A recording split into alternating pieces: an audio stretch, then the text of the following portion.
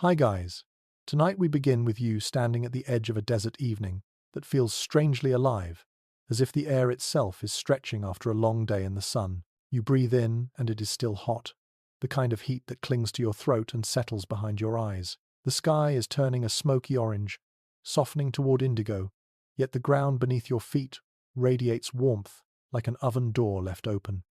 You glance around and you have that moment of disbelief, because you know you are about to imagine sleeping here without air conditioning, and you think to yourself that you probably will not survive this. So, before you get comfortable, take a moment to like the video and subscribe, but only if you genuinely enjoy what I do here, and go ahead and tell me your location and local time in the comments so I know where you are drifting off from. Now, dim the lights. You trudge forward into the glow of ancient Egypt, and the heat settles around you like a heavy, invisible shawl. Even now, after the sun has dipped below the horizon, the sand still hums with stored energy. You can almost feel the day it endured, a day when the blazing sun beat down relentlessly, turning mud-brick walls into slow cookers and courtyards into simmering bowls of air. Yet the Egyptians around you move with a calm acceptance, as if they have mastered some slow dance with the desert that you have never learned. A faint breeze slips past your cheek, more a hint than actual relief. You follow it instinctively. In the distance, you see the silhouettes of houses made from sun-dried mud brick, their surfaces glowing softly in the evening light.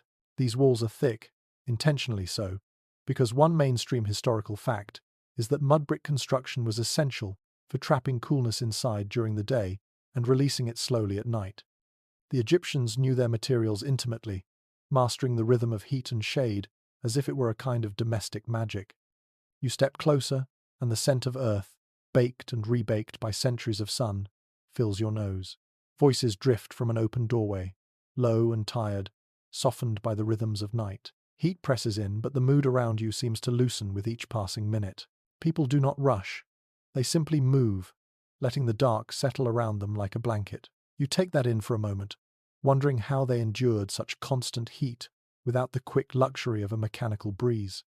Someone walks past, balancing a pottery jar on their hip. The clay looks almost alive, still glowing faintly from the day's sun, but you know that as the night deepens, that same jar will become a secret ally in cooling. A quirky little tidbit many people forget is that Egyptians placed porous water jars near windows, so the desert breeze could pull moisture through the walls of the container and create tiny pockets of evaporative cool air. It is not ice cold by any means, but in a place like this, a few degrees of difference can feel like a small miracle. As you continue your slow walk, your sandals scuff the packed earth, and you let your eyes adjust to the deepening color of the sky. Stars prick through one by one, steady and unblinking. The air feels thicker now but less aggressive. The donkey brays somewhere down the lane, the sound drifting lazily, almost as if the animal is half asleep already. You pause beside a wall, placing your hand on the surface. It is warm, but no longer scorching. The heat is easing out of it like breath. You can almost imagine how the ancient families leaned against these same walls on nights like this, coaxing whatever coolness they could from the materials they shaped with their own hands. Historians still argue whether nightly rooftop sleeping was the universal practice or more common in certain regions, but the enduring architectural clues suggest that Egyptians built with night comfort constantly in mind. You take a few more steps and find yourself between two houses where a thin alley opens into a courtyard. The change is immediate. The air feels slightly cooler, as if someone has turned down the temperature just enough to make your shoulders relax. You hover there, marveling at the strategic way courtyards were placed to capture even the faintest wind. It is easy to miss the brilliance of such simplicity when you come from a world of switches and thermostats.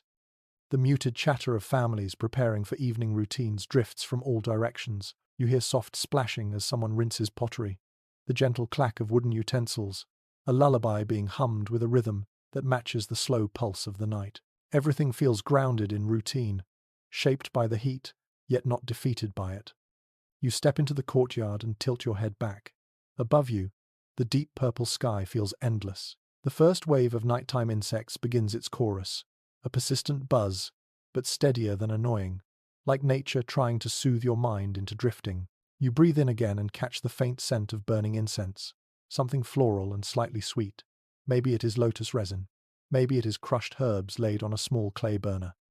Either way, it softens the air, turning exhaustion into something that feels survivable. From here you can see the flat rooftops rising around the courtyard, some with ladders leaned against them. A child climbs one, followed by an older sibling who moves with practiced ease. Rooftop living is not an escape but a nightly migration. You watch them disappear over the edge, their shadows elongating as lantern light flickers below. The people around you prepare themselves with a kind of gentle resignation. They accept that comfort is relative, flexible, shaped by habit. That realization settles into your thoughts like a lesson you wish you had known earlier. Maybe comfort is not something you command with machines or gadgets. Maybe it is what you negotiate slowly with your environment. A gust of wind shivers through the courtyard and moves across your face. It is still warm, but now it carries a softness you had not felt earlier. It whispers of night approaching, the desert shifting, cooling, exhaling. For the first time since stepping into this world, you feel yourself release tension you did not realize you were holding.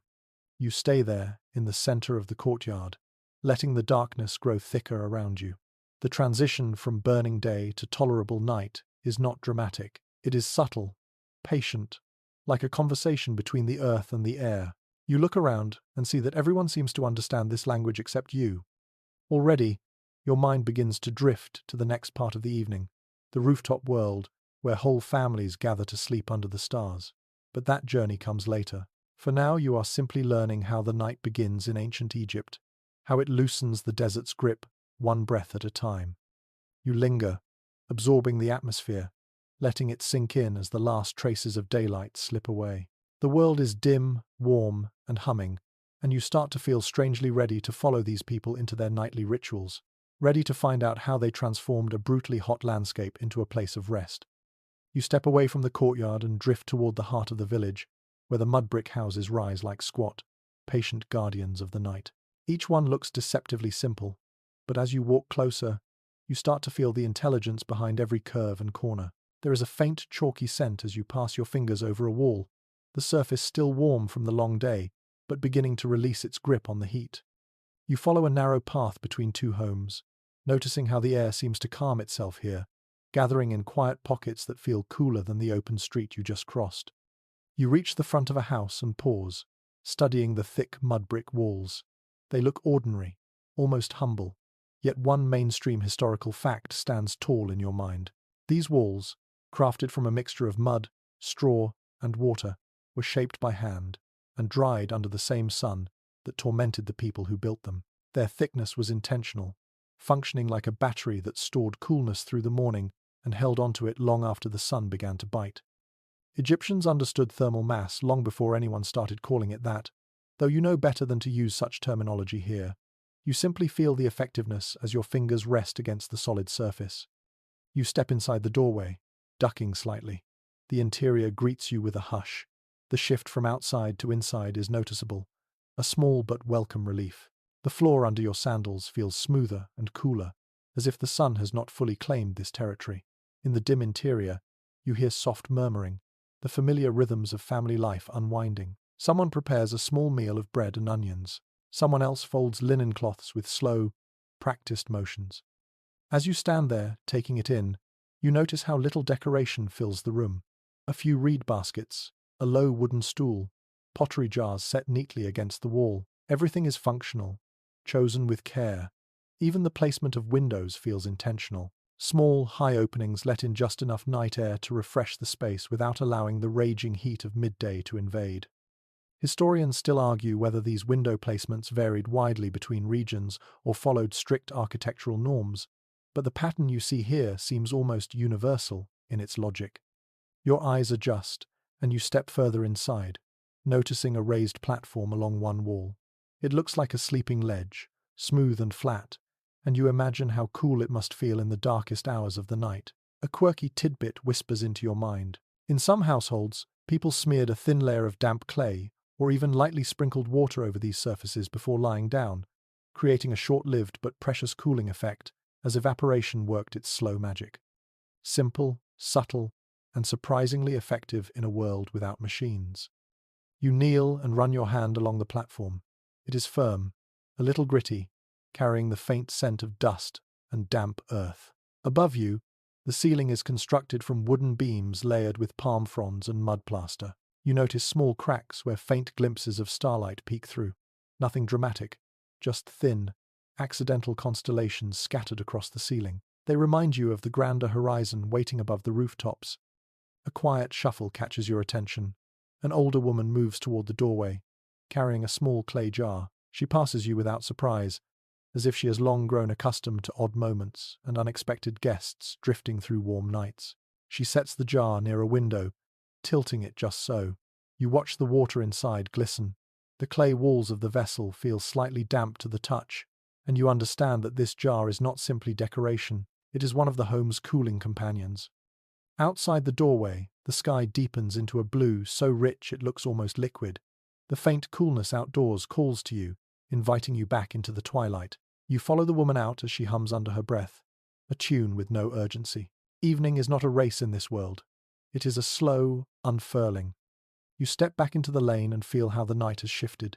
The heat has softened, the air thick yet less punishing. The mud-brick houses are glowing softly under the faint starlight, their rounded edges catching the moon's gentle shimmer. Their arrangement feels organic, as if the village grew naturally like a cluster of clay mushrooms rising from the sand. You take a moment to imagine how different your own nights would be if you lived here. No fans humming in the background, no cold air blasting from vents, just you, the stars, and a steady trust in mud-brick and breeze. A group of children runs past you, their laughter echoing through the lanes. They dart between houses, weaving in and out of doorways, finally disappearing into a courtyard where a low lantern glows. Their joy feels unburdened by the heat. They accept the world exactly as it is.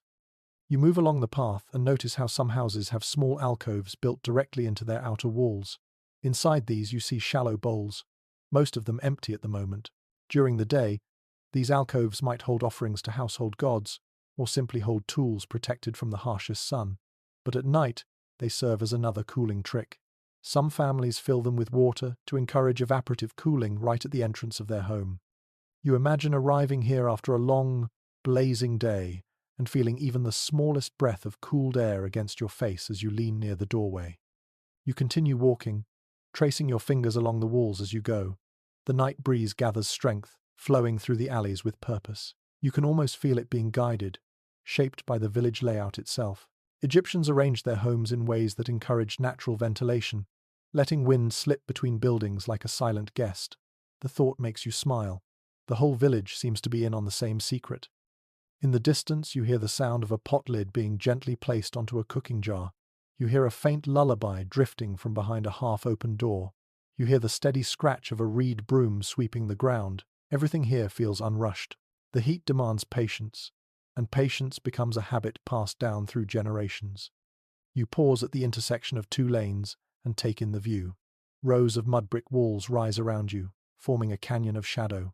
The moonlight hits one of the homes just right, revealing small decorative impressions pressed into the plaster, perhaps made with the edge of a shell or a carved wooden stamp. These small touches remind you that even in a world where comfort was hard-earned, beauty still mattered. And as you stand there, letting the heaviness of the night wrap around your shoulders, you feel the mud-brick village revealing its purpose. It is not merely shelter. It is a cooling machine built from earth itself, shaped by people who understood the desert in a way you never have. The houses breathe with the night. They absorb the day. They create shade, capture breezes, and hold memories in every grain of dried mud. You breathe in one last time, letting the warm but steady air fill your lungs. Ahead of you waits the next space, the next trick that Egyptians used to coax comfort from the desert. You feel yourself drawn toward it with quiet curiosity as you step forward into the deeper folds of the village, ready to discover how these people shaped their homes into oases of nighttime relief. You follow the narrow lane until it bends open into a wider space, and suddenly you are standing inside a courtyard touched by soft shadows. The moment you step in, the air shifts. It feels looser here, more relaxed, almost as if the courtyard itself exhales around you. You feel the breeze, faint but real, threading through the open rectangular space. It brushes your cheek like a gentle hand. Not cool exactly, but cool enough to make you pause. Palms rise above the courtyard walls, their fronds trembling with each small gust. These tall, slow-moving giants cast wavering shadows that move like living lace along the packed earth. You walk forward, letting your fingers skim along a low mud-brick ledge. The surface is warmer near the top, but pleasantly cool near the base, shaded all day by the angle of the courtyard walls. You already feel more at ease here. A woman sits on the ground nearby, grinding herbs with a stone pestle. The rhythmic scrape against the bowl makes a soft, steady sound that mixes with the sigh of palm leaves. She glances up at you with a tired but peaceful expression, nods once, and returns to her work. Her presence makes the courtyard feel lived in, not just architectural but intimate, a place where heat becomes manageable through simple design. You tilt your head up and watch the sky framed by the walls. It looks like a deep blue well, catching the first stars. Courtyards like this were common throughout ancient Egypt, and one mainstream historical fact stands out. These open-air spaces were deliberately built into homes to invite breezes downward, to ventilate rooms from above, and to offer families a cooler refuge during the stifling evenings. The Egyptians understood that a roof might trap heat, but an open courtyard released it, like a chimney pointing at the stars. You step deeper into the space and feel how the ground under your feet retains a hint of coolness, as if the shade has been guarding it all day. A small pool sits in one corner, little more than a shallow basin of water fed from a nearby jar. It catches the faint moonlight and throws trembling reflections onto the wall. You crouch beside it and run your fingertips through the surface. The water is lukewarm, but the movement helps the surrounding air feel subtly refreshed. It is a gentle trick, but one the Egyptians used everywhere they could. A quirky tidbit pops into your mind. Some families sprinkled their courtyards with a thin layer of water in the evenings, letting it evaporate and drop the temperature by just enough to give everyone a sigh of relief. You can almost picture someone walking around with a jar right now, spreading water across the ground like a blessing. It is not dramatic, it is not cold, but in this climate, even 3 degrees of difference feels like a small miracle. You stand again and wander toward a tall palm at the edge of the courtyard. The trunk is rough beneath your hand, the bark warm but no longer scorching. The fronds above sway and rustle with a sleepy rhythm, creating a natural canopy that filters the last drips of daylight. You can smell the faint sweetness of date fruit still clinging to some of the branches. The scent mixes with the dusty earth, forming a fragrance that feels ancient, grounded, familiar, even if you have never been here before. A child scampers past you, barefoot, carrying a reed basket. She stops near the wall and places the basket on a small shelf set into the plaster. Inside are bits of pottery, a piece of folded linen, and a few dried herbs tied together. She spreads them out like she is arranging treasure, humming quietly. Her calm reminds you that the courtyard is a living room without a roof, a breathing space that families use as naturally as you might use your living room couch. You take a slow step back toward the center. The courtyard works on you in subtle ways, slowing your breath, loosening the tightness in your shoulders. You realize that it is not only architecture that cools the body, but also the way a place shapes your state of mind. Shade softens your thoughts. Wind carries away your urgency. Sounds settle you into the rhythm of the night. A potter emerges from a side room with a newly shaped vessel. He sets it down near the wall where the breeze flows strongest. He studies its surface, checking for cracks, then wipes his brow. His forearm glistens in the dim light. Without speaking, he sits down near the small pool and dips his feet in the water. The splash is soft, but the relief he lets out is unmistakable. There is something almost ceremonial about how each member of the household uses this space. The courtyard is not ornate, yet every detail feels purposeful. You glance at a small notch carved into one wall, just beneath a reed mat pinned above it. It looks like a ledge meant to hold a lantern during late evenings. You imagine the gentle glow bouncing off the clay walls, filling the courtyard with honey-colored light, making the night feel softer. You drift toward a doorway that leads deeper into the house. A warm glow spills out, but the air inside looks motionless compared to the soft current out here. You understand why families gravitate to these open spaces as the day ends. Indoors offers darkness, but not much breeze. Out here, the desert night finally begins to dance. Historians still debate whether courtyards developed purely from environmental necessity or also from social preference. Some scholars argue that the design originated as a response to heat, while others believe it was just as deeply tied to the communal nature of Egyptian life. You sense that both explanations hold truth. The heat shaped the architecture, but the architecture shaped how people interacted with one another. You decide to stay in the courtyard a little longer. The air is shifting again, cooler now in noticeable waves. A faint, dusty smell lifts from the ground with each breeze. Somewhere beyond the walls you hear the muffled laughter of neighbors sharing food and conversation. The sounds drift in gently, as if the whole settlement is connected by the same late evening breath. A woman begins laying out bedding along one wall, preparing for those who will sleep here instead of climbing to the roof. Not everyone chooses the open sky. Some prefer the privacy, others the shade. You watch her spread linen sheets across woven mats, smoothing out wrinkles with her palms. She pauses to tie a small pouch of herbs above the sleeping area, the kind meant to keep biting insects at a distance. The scent reaches you, a mix of mint and desert flowers. You imagine yourself here, lying on one of those mats, feeling the light breeze run across your skin, hearing the rustle of palms overhead. It is almost easy to drift into the fantasy until a sudden gust shakes a spray of dried leaves loose. They flutter down around you like fragments of old paper, whispered messages from the day. The sky above the courtyard grows darker, the stars brighter.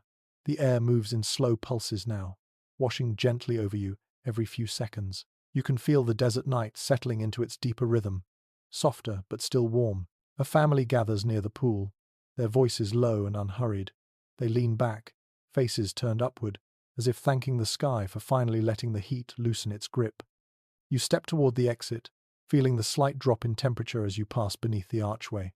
The courtyard fades behind you like a room of calm energy, still echoing with shadows and whispers. Ahead of you lies the pull of the rooftops, the next stage of the night. You feel ready for it now. The courtyard has prepared you, cooled your thoughts, taught you how to breathe in this desert world. And so you continue, slipping into the narrow lane once more, guided by moonlight and the soft promise of wind drifting from above. You follow the curve of a narrow passageway until it opens into a quieter corner of the village. The scents of clay and evening bread fade behind you, replaced by the faint sweetness of night-blooming flowers perched in jars along the walls. You glance upward and see a simple wooden ladder leaning against the edge of a low roof. It looks like an invitation rather than an obstacle, and you feel yourself drawn to climb, as if the night itself is whispering that this is where the real relief begins. You step onto the first rung. The wood feels worn beneath your hands, its surface polished smooth by years of palms and bare feet. As you climb, you feel the warm air swirling around you, yet something shifts the moment your head rises above the roofline. A whisper of breeze greets you, slipping across your skin like a cool ribbon. It is not cold, but in this climate even the suggestion of movement feels luxurious. You hoist yourself onto the flat rooftop and pause, letting the world expand around you. The desert night stretches in all directions, the horizon glowing faintly under a wash of starlight. You exhale slowly. Up here the air feels lighter, freer, almost curious. The roofs are not just flat surfaces but living spaces, extensions of the home that awaken after sunset. You walk forward, your sandals tapping softly against the hard packed surface. The roof is cool at the edges but still warm near the center, absorbing and releasing the sun's stored energy. Families have already begun claiming their spots for the night. You see blankets laid out neatly, pillows arranged in a tidy row, and woven mats ready to receive tired bodies. A few children chase each other in slow, lazy circles, their laughter drifting like dust on the breeze. This rooftop world feels completely different from the rooms below. One widely accepted insight among Egyptologists is that people used these spaces not just for sleeping, but for cooking, drying laundry, telling stories, and marking seasonal events. Up here, life slipped into a more relaxed rhythm, shaped entirely by the wind and stars. It reminds you of modern balconies and terraces, except woven deeper into the fabric of daily existence. You walk toward the edge and look down into the lane you just left. From above, the village looks like a patchwork of small enclosures and shadowy corners. It feels peaceful, like a giant clay beehive settling after a long day of work. Someone across the way calls softly to a child, urging them to finish one last chore before resting. The voice is gentle, touched by fatigue, but also by tenderness. As you turn back toward the center of the roof, something catches your eye. A young man crouches near a small terracotta bowl filled with water. He dips a linen cloth into the bowl and wrings it out carefully, before spreading it over his sleeping mat.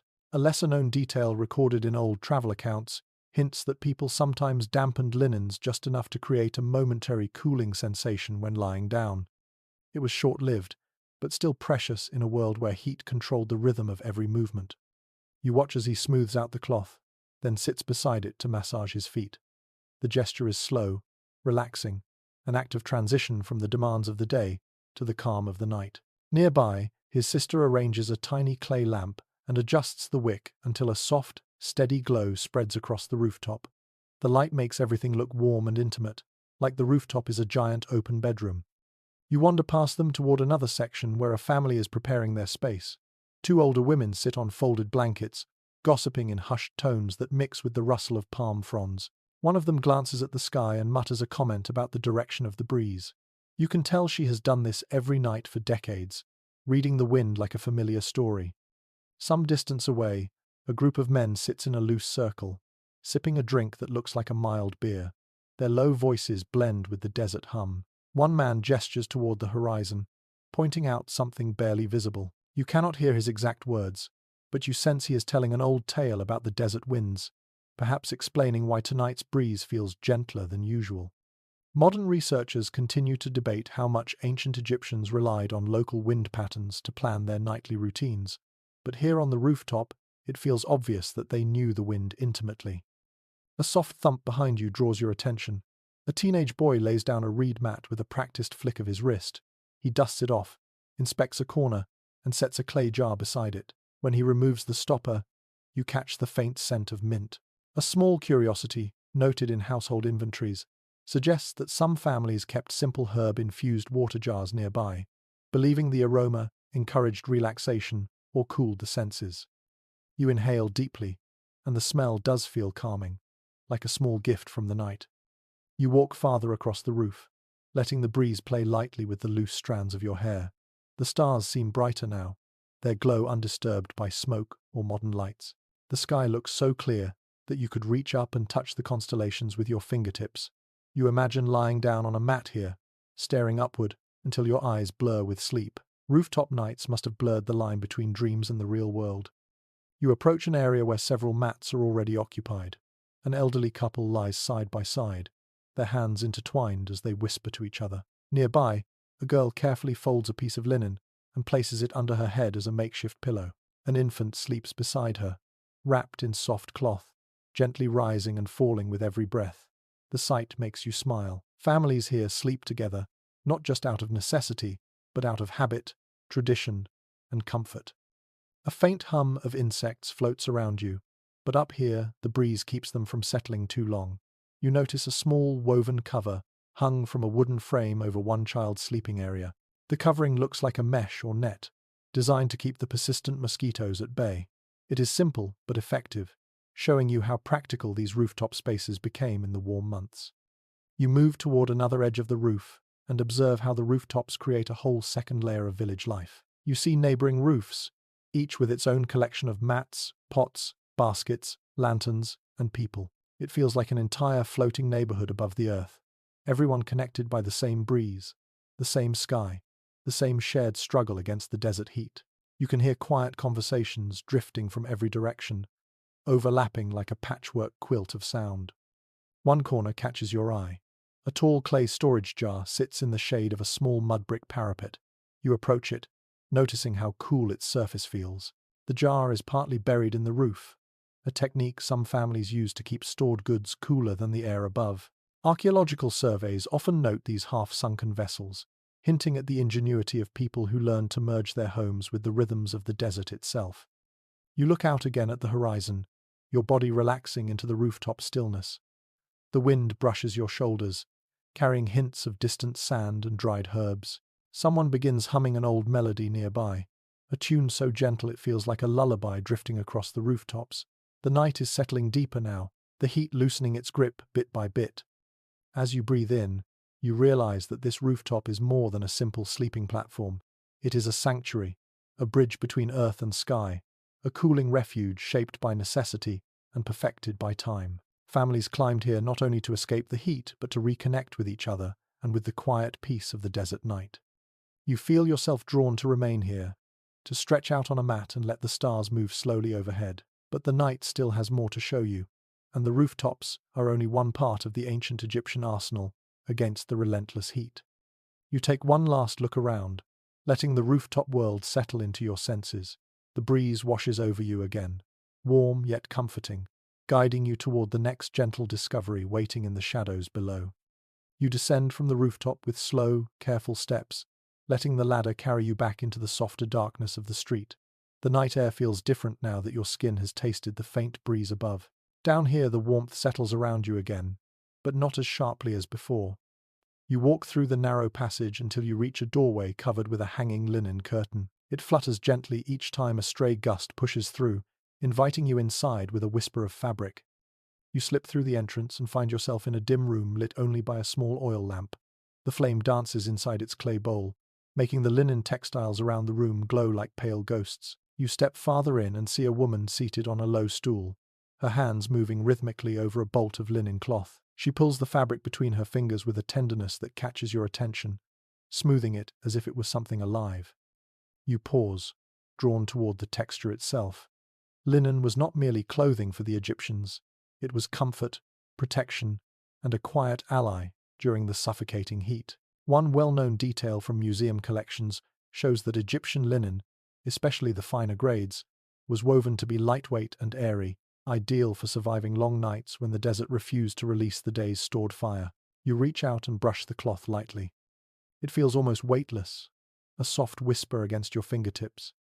The woman glances up and gives you a small smile, then holds out a square of fabric as if offering you a sample.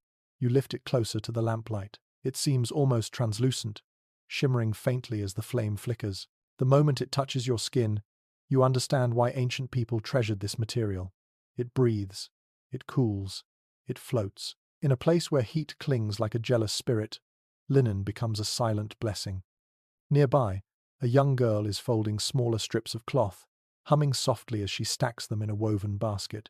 You watch her fingers work the edges with careful precision. A lesser-noticed detail preserved in old tomb paintings hints that families stored their linen close at hand, so they could quickly replace dampened or dusty cloths during the night. You can imagine someone rising in the early hours, quietly reaching for a fresh piece to pat their forehead or wrap around their neck. You move toward a low bench covered in rolled linen garments. Some are simple tunics, pale as moonlight. Others are more intricate, decorated with dyed edges or delicate stitching. Each garment tells a different story about the person who would wear it. One tunic has tiny beads sewn into the sleeves. Another has a faint scent of lotus oil embedded in its threads. You lift it closer and inhale. The fragrance is soft, calming, something that would make drifting to sleep easier after a long day under a merciless sun. The room feels warm, but the presence of linen softens the sensation. Every breeze that slips through the window seems to wrap itself in the fabric, carrying a hint of coolness with it. The walls absorb the glow of the lamp, casting gentle shadows that sway like the linen strips hanging from wooden rods. You feel yourself settling into the quiet rhythm of the space. A man enters carrying a small clay jar, which he sets on the floor beside the woman. He uncorks it, revealing a thin liquid. She dips her fingers into the jar and massages a few drops into a length of cloth. The scent that rises is familiar but subtle, some kind of fragrant oil. Present-day historians often mention that Egyptians applied oils not only to their skin but also to fabric, believing it refreshed the senses and provided an added layer of comfort during stifling nights. Whether the effect was physical or psychological hardly matters. Here in this room, the intention is unmistakable. The man unrolls a thick linen blanket with a practiced sweep. It is rougher than the garment cloth, meant for durability rather than elegance. He spreads it across the sleeping platform, smoothing out the wrinkles with slow, tired motions. You watch him tuck in the edges, as if preparing a bed for a long, gentle sleep. The woman hands him a second piece, lighter and thinner, perfect for placing over one's body on nights when the heat settles stubbornly, but the breeze offers at least some relief. You notice a tiny basket filled with smooth river stones placed in the corner. The stones are wrapped in scraps of linen. You pick one up, curious. The fabric is slightly damp, the stone cool to the touch. Some modern researchers suggest that people may have lightly moistened small objects like these to create resting points of subtle coolness on their bedding. Even if the effect lasted minutes rather than hours, those minutes must have felt like brief miracles. You step aside as a child enters the room carrying an armful of freshly washed linens. The cloth drapes over his shoulders like a waterfall. He places the pile on the bench, then carefully separates the pieces, shaking each one lightly before folding it. The sound is gentle, like wings brushing against each other. It is almost hypnotic, The woman rises and begins hanging several cloths across a wooden beam near the doorway. They flutter softly in the night air, transforming the entrance into a curtain of pale ripples. For a moment, the space feels like a sanctuary built from nothing but fabric and patience. You feel a sense of peace settling around you as the night deepens outside. A gentle conversation begins between the man and woman, their voices low and softened by the rhythm of their work. You cannot hear every word, but you sense that they are discussing the coming days, the expected temperature, and whether they will sleep indoors or on the roof tomorrow night. Experts continue to interpret how families chose their sleeping arrangements based on seasonal winds and nightly temperature shifts. But watching this couple, you understand that the decision was often practical, flexible, guided by experience rather than strict custom. You turn toward the exit, letting your fingers trail briefly along a hanging strip of linen. It sways gently, brushing your hand as if to offer a final touch of coolness. The air outside feels warmer again, but that soft sensation lingers on your skin, making you feel oddly refreshed. Behind you, the lamplight flickers one last time, illuminating the piles of fabric like pale waves frozen in place. The room fades quietly into the background as you step into the open lane. The warmth of the night settles over you once more, but now you carry a sliver of comfort with you. Linen has wrapped itself around your thoughts, promising that even in a blazing world, there are materials gentle enough to soothe you toward sleep. Ahead, the village continues to hum in its nighttime rhythm, and you follow the path, ready to discover the next cooling secret hidden in the desert shadows. You walk slowly through the night-soaked village until you hear the faint trickle of water coming from somewhere ahead. The sound is soft, almost shy, yet in a place as thirsty as ancient Egypt, even the gentlest murmur of water carries weight. You follow the noise down a sloping path between mud-brick walls until you reach a small open space lit by the glow of a single clay lamp perched on a ledge. Its light reveals several water jars arranged in an artful cluster, each with a dampened cloth draped over its round shoulders. You step closer, drawn by curiosity. The air around the jars feels different, slightly cooler, slightly moister, as if the water is whispering its own quiet magic into the desert night. You stretch out your hand, hovering just above the cloth. The sensation is subtle but real. A faint breath of coolness lifts upward each time the breeze passes across the damp fabric. It is like the jars are exhaling small pockets of night air. You crouch beside one jar and inspect its surface. The clay is porous, made to allow water to slowly seep through and evaporate. Egyptian households use these vessels constantly, and clay jars like these appear in excavations so often that anyone studying the era quickly recognizes their importance. A detail frequently noted in archaeological reports is that these jars acted not only as water storage, but also as natural cooling devices, working with the environment instead of against it. You watch as a bead of moisture glistens along the jar's side before disappearing into the air. Beside you, a young boy sits cross-legged with a small reed scoop. He dips it into a shallow basin and carefully pours water over the cloth covering the jars. His movements are gentle, practiced. He looks up at you briefly, then returns to his task without hurry. You can almost hear the unspoken instruction from his parents. Keep the jars damp, keep the air moving, keep the family cool enough to sleep. A woman steps into the space carrying another strip of linen. She wrings it out with a twist of her hands, letting droplets fall onto the packed earth. The ground hisses faintly as the droplets vanish. She drapes the cloth over a jar, smooths it down, then adjusts the position so the passing breeze will catch it just right. A lesser-noted household insight documented in some reconstructions suggests that people positioned jars based on the direction of prevailing winds, ensuring maximum evaporation. Watching her deliberate adjustments, you believe it. You rise and wander around the small cooling setup. A clay tray nearby holds several shallow bowls filled with water. A child's handprint is preserved in the dried mud beside them, perhaps made earlier when the bowls were first arranged. The water inside each bowl reflects the moonlight, forming tiny silver mirrors. You tap one lightly and watch ripples shimmer across the surface. As you move, you notice a cluster of small holes punctured into the courtyard wall. At first, they look like mere imperfections, but as you lean closer, you feel a light current of air slipping through them. The openings are angled upward, guiding the breeze toward the jars. A few scholars propose that such built-in ventilation holes served as primitive airflow enhancers, channeling nighttime wind toward key cooling spots. Whether the explanation is entirely correct or simply intuitive interpretation, you feel the effect clearly on your skin. A man enters the area, carrying a pair of large ceramic pots balanced by a wooden yoke across his shoulders. His steps are slow but steady. He lowers the pots onto the ground with a relieved sigh, then kneels to uncover them. The scent of cool water wafts upward, earthy and clean. He dips a cup into one pot and offers it to a child, who drinks with grateful gulps. Fresh water at night is a quiet luxury, one that families safeguarded carefully. The man glances at you before pouring the remaining water into one of the evaporative basins, ensuring nothing goes to waste. You step aside as he arranges the jars in a new configuration, forming a line that leads directly into the open space of the courtyard. The movement gives you a better view of how the cooling system extends outward. Damp cloths hang from a rope strung between two wooden poles. As the wind pulls them back and forth, droplets glide along the fibers and fall softly onto the packed earth below. The moist ground cools quicker than dry sand, creating a pocket of relief for anyone resting nearby. You place your hand near the damp earth and feel the temperature difference.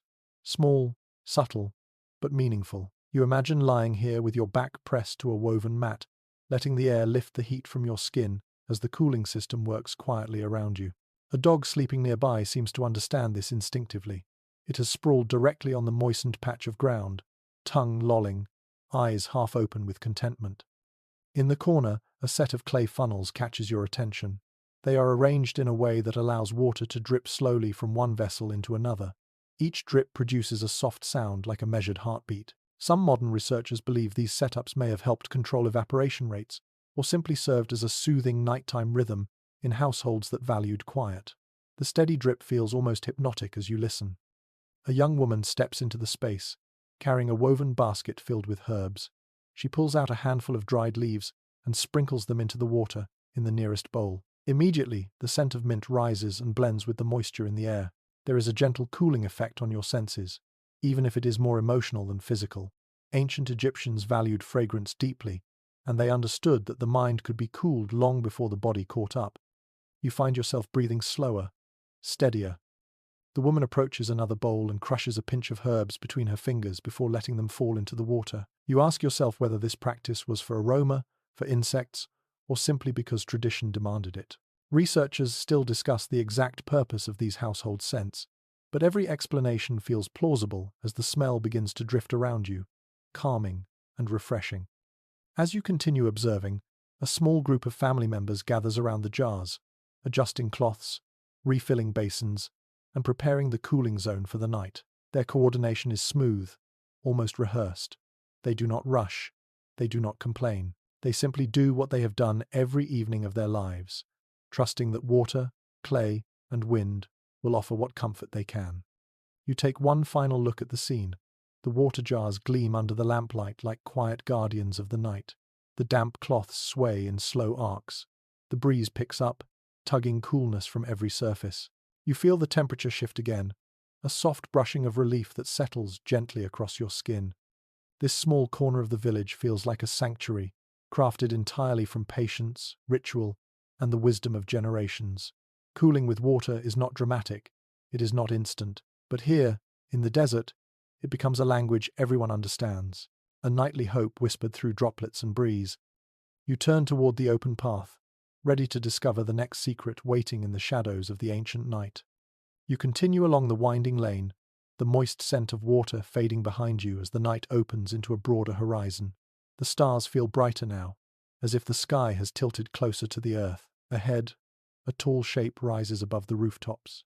At first, it looks like an ordinary mud-brick tower, but as you approach, you notice the openings carved high on each side, angled to catch the moving air. You pause, sensing that this structure holds one of the oldest clever tricks in the desert world. You draw nearer, placing your hand on its base. The tower is cool in some spots, warm in others, the temperature shifting like scales of a living creature. A soft breath of air escapes from one of the angled slits, brushing against your cheek, and you suddenly understand why families built these odd-looking forms near their homes. Air movement was everything. In a land where heat ruled the day, people learned to shape wind just as they shaped clay. One widely recognized observation in architectural studies is that early Egyptians experimented with structures that guided air downward, creating circulation inside otherwise stagnant rooms. This tower, simple as it looks, belongs to that lineage. It acts like a natural funnel, coaxing wind from above and delivering it directly into the space below. You stand still for a moment, enjoying the gentle draft as it slips past you. A man climbs a short ladder leaning against the tower. He peeks into one of the upper slots, checking the angle. His movements suggest routine rather than curiosity. He adjusts a wooden plank inside, changing the direction the breeze will flow. A small but telling detail preserved in ancient building remnants suggests that households sometimes fitted these towers with adjustable slats or mats, allowing them to redirect airflow depending on the season. Watching him now, you see the logic with your own eyes. He nods at his work and descends, wiping his hands on his tunic. A child emerges from behind the structure, clutching a handful of palm fibers. The child stuffs the fibers into a clay frame at the tower's base, creating a rough filter to catch dust before the air enters the living space below. This small touch amazes you. Even in a time before mechanical fans, Egyptians considered airflow not just in terms of temperature but also quality. You walk around the tower, studying each opening. Moonlight paints the slits in silver, making them look like eyes staring outward across the desert. As the breeze shifts, the tower hums softly with a low tone, almost like a sigh. You place your ear near one of the openings and hear air slipping inside with a steady murmur. It sounds like the tower is whispering, telling you stories carried from distant dunes. A woman appears beneath the tower carrying a wicker basket. She lifts it onto a low shelf positioned right under the airflow, where the breeze cools whatever lies inside. You peek toward the basket and see food wrapped in linen, perhaps leftovers from the evening meal. Some researchers speculate that families stored perishables in precisely these breezy spots to keep them from spoiling in the heat. Even if the cooling effect was mild, it made a difference in a climate where everything fought to stay fresh. You follow the woman inside a dim room connected to the base of the tower. The moment you enter, the air changes. It moves, gently but firmly, creating a pocket of relief that feels heavenly compared to the heavy warmth outside. The breeze spills into the room like a steady river, flowing from above and escaping through a slit in the opposite wall. You close your eyes for a moment, savoring the sensation. Inside, two older men sit on woven mats, enjoying the airflow. They lean back against the mud-brick wall, faces lifted slightly toward the draft. Their posture tells you everything.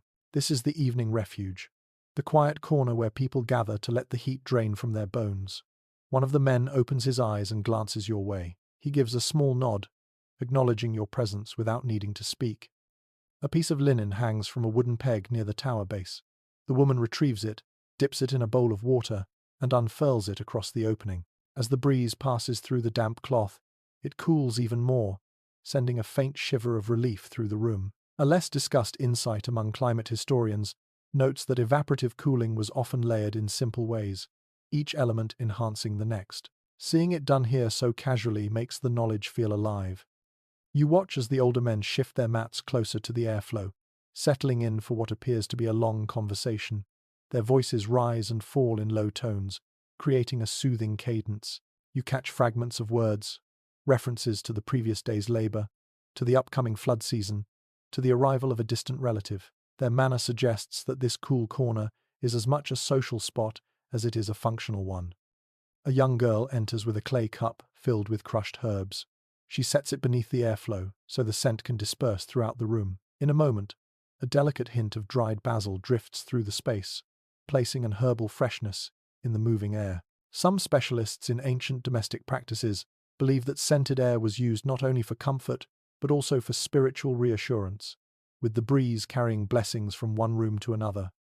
You inhale, letting the herb-laced wind soothe your mind.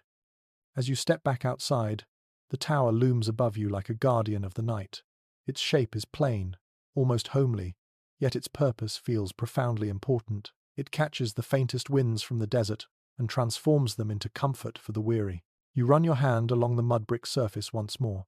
It feels cool now, almost chilled at the base, showing how the wind has done its work. You tilt your head back to watch the top of the tower disappear into the star-scattered sky.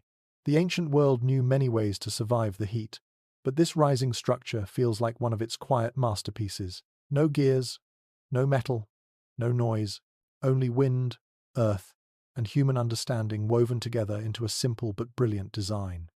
As you turn away, the breeze brushes the back of your neck, guiding you toward another part of the village. The night is deepening, and each step leads you to another secret woven into the cool heart of the desert.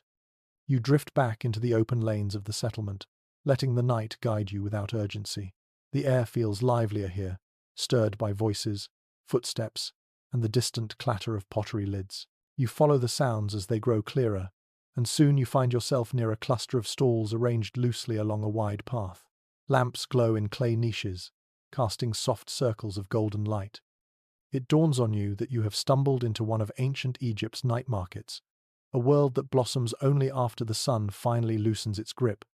You step forward and immediately feel the atmosphere change. The heat is still present, but here it mingles with movement, laughter, and scents that help distract you from the heaviness clinging to the air. A vendor waves a palm-frond fan lazily, keeping insects away from a tray of figs. The sweet smell drifts toward you, tempting you to stop and taste. The vendor smiles with half-closed eyes, his expression telling you he has grown accustomed to these warm nights, perhaps even fond of them. A well-established point in social history is that many communities in hot climates shifted much of their daily activity into the evening, not out of luxury but survival. As you wander deeper into the market, you see the truth of it everywhere. People shop, trade, chat, barter, and joke as if the night were their true day. The faint breeze weaving through the stalls seems to energize everyone, giving the space a gentle pulse. You pause near a group of musicians playing hand drums and rattles made of hollow gourds. Their rhythm provides a heartbeat for the entire market. You watch as a dancer sways in slow, relaxed arcs, letting her linen garments ripple around her. The movement mesmerizes you. Even the music feels adjusted to the heat, slow enough not to raise the body's temperature, but steady enough to make the moment feel alive. A few steps away, a woman seated behind a low table arranges small jars of scented oils. She gestures for you to come closer. You lean in and catch a soft aroma rising from one jar, perhaps made of marjoram or chamomile. She dips a reed stick into the jar and lets a drop fall onto your wrist. The scent opens gently, soothing and light. Some researchers today suggest that certain aromatic oils helped ease heat-induced tension, though perhaps the emotional calming mattered just as much. You move on and soon find yourself at a stall selling woven mats. A man sits cross-legged, working palm fiber strips into delicate patterns. He glances up and gives a brief smile before returning to his weaving. You notice that the mats are thin and airy, perfect for sleeping on rooftops or in courtyards during the hottest months. A note often mentioned by textile historians is that mats like these lifted the body slightly above the heated ground, allowing airflow beneath the sleeper.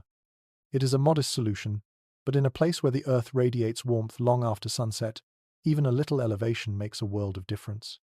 A child runs past you, clutching a clay cup filled with cool water.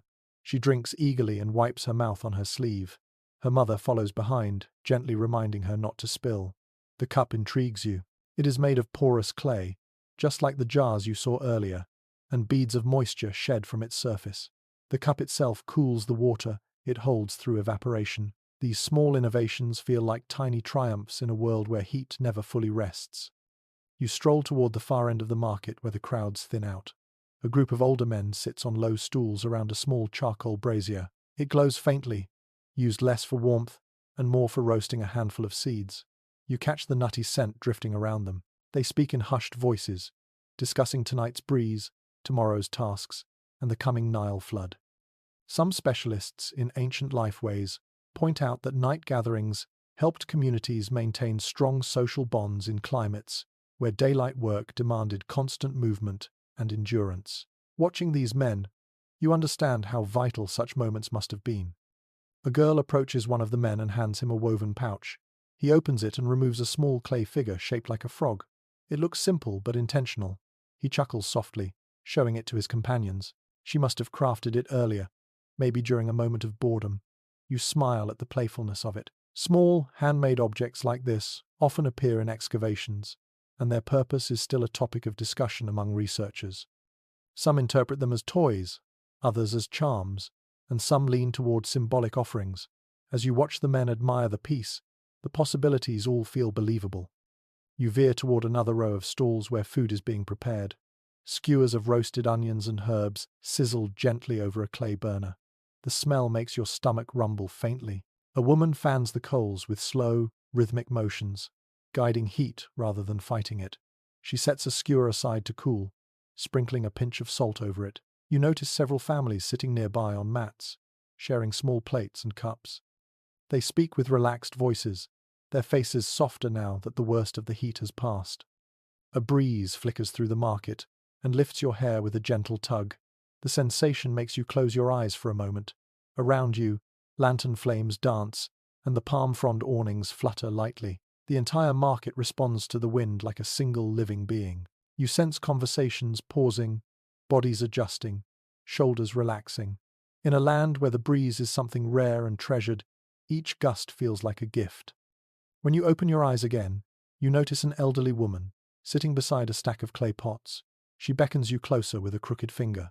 When you approach, she lifts one of the pots and tilts it toward you. Inside is a mixture of herbs and a powdery substance that smells faintly of crushed lotus. She explains with a smile that some households sprinkled mixtures like this onto sleeping mats for a faint cooling effect or for fragrance that made hot nights easier to endure. Whether the effect was physical or simply comforting, you feel the care behind the tradition. You walk deeper into the flickering maze of lights, soaking in every detail. Sounds layer over each other. The clink of pottery, the hum of conversation, the occasional bray of a donkey in the distance. The night has turned into its own kind of day, shaped entirely by heat and the ways people learn to survive it. As you wander, you notice a group of youths clustered around a small game board, scratched into the packed earth.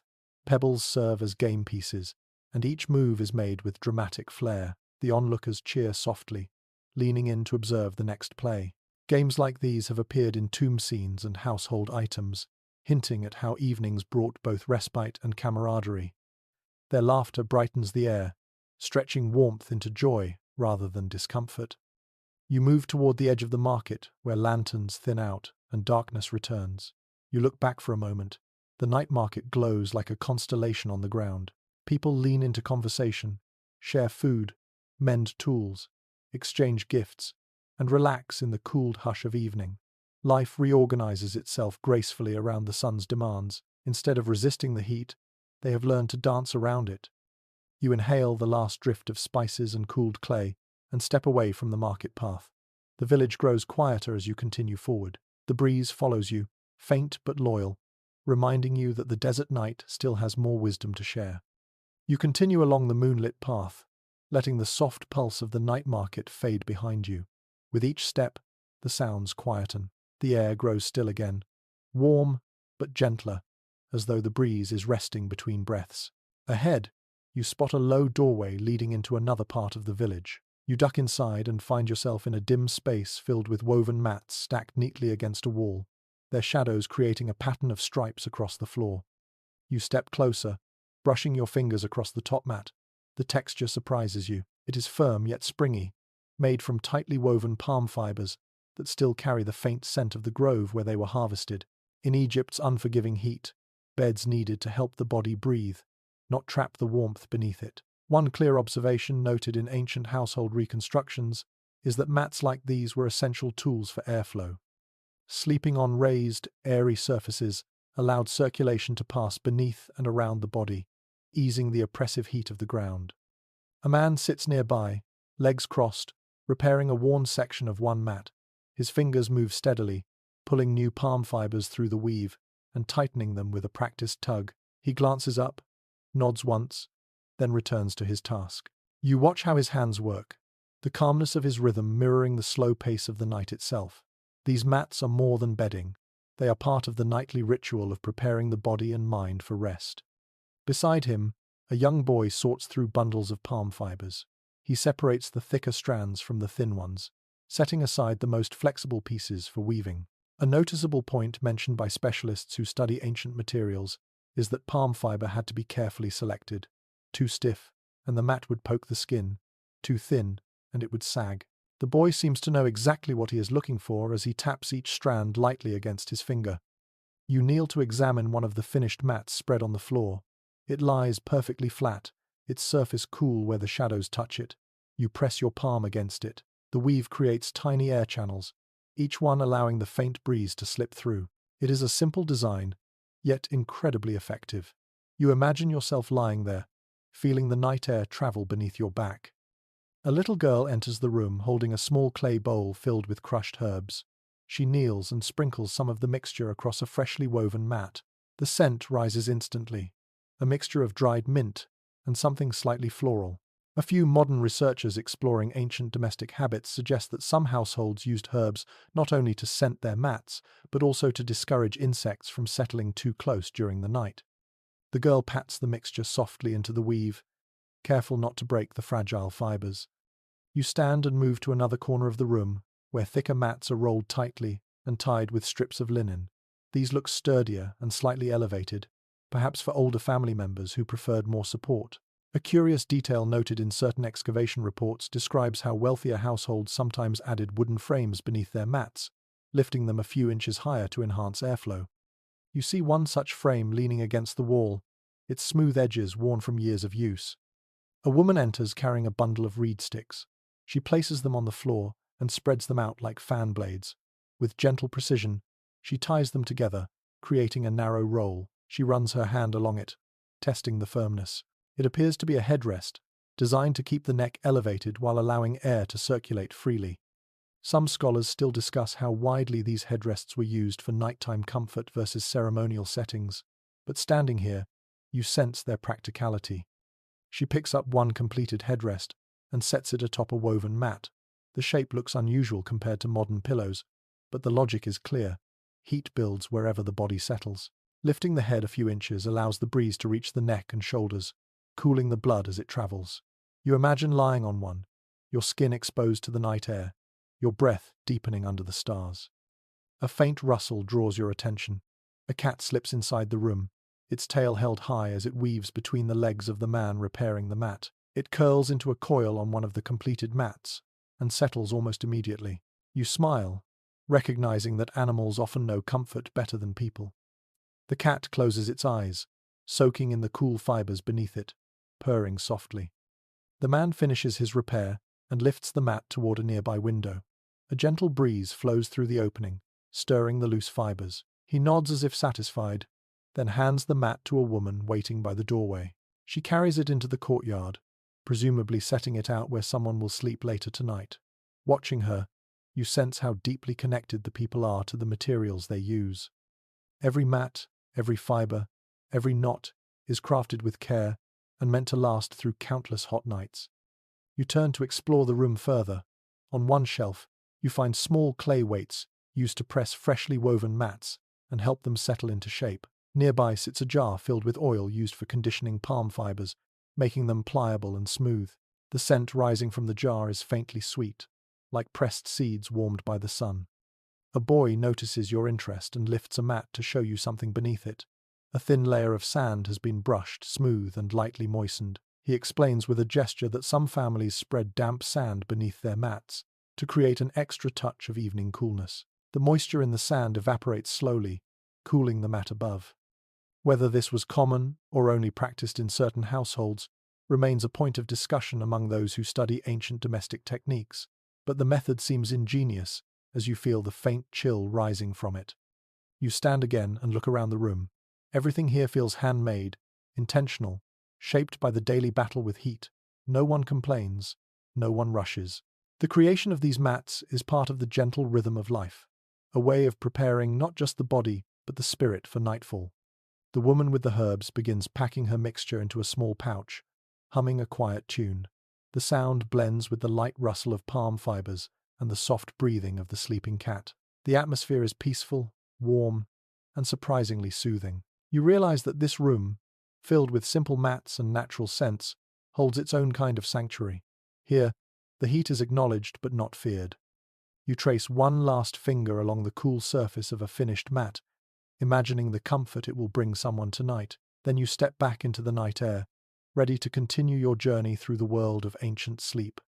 You continue wandering through the quiet lanes until the scent of greenery begins to rise around you. Subtle at first, then unmistakable. It feels like stepping through an invisible curtain. The desert still breathes its warm breath across your neck, but beneath it comes a cooler, softer aroma. You follow the scent around a bend in the path, and suddenly find yourself standing before a wide, walled garden. its entrance framed by tall reeds and hanging vines that sway gently in the night breeze. You step inside, and the air shifts instantly. The temperature drops just enough for your shoulders to relax. The garden feels like another world entirely, a little miracle nestled inside the harsh landscape. You hear the faint rustle of leaves, the hum of insects softened by distance, and the quiet trickle of water from somewhere deeper in the shadows. Moonlight filters through branches overhead, painting delicate patterns across the packed earth. One frequently cited point in environmental studies is that ancient Egyptians used gardens not only for beauty and food, but for microclimates. By planting trees and shrubs strategically, they created pockets of shade and moisture that cooled the air far more effectively than bare courtyards could. As you walk along a narrow pathway, you feel that truth with every step. The hard heat of the desert falls away, replaced by the hush of living things breathing in the dark. You pause beside a wide basin of water, lined with smooth stones. The surface reflects the moon like a polished mirror. Close by, clusters of papyrus plants sway gently, their long stalks bending with each tiny gust. A young girl kneels at the water's edge, dipping a clay cup into the pool. She splashes some water onto the nearby leaves, letting droplets cling to them like tiny jewels. Some specialists today point out that lightly watering plants at night increased humidity just enough to cool the surrounding air. Watching the girl at her task, you realize how instinctive the practice must have been. Further along the path, you find a fig tree with thick, broad leaves.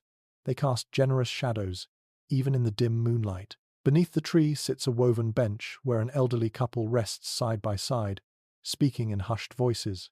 Their words float softly through the dark, carried by the breeze and softened by the leaves overhead. You can almost feel the comfort they draw from simply sitting here, letting the night and the plants do their quiet work. As you continue, you notice something surprising.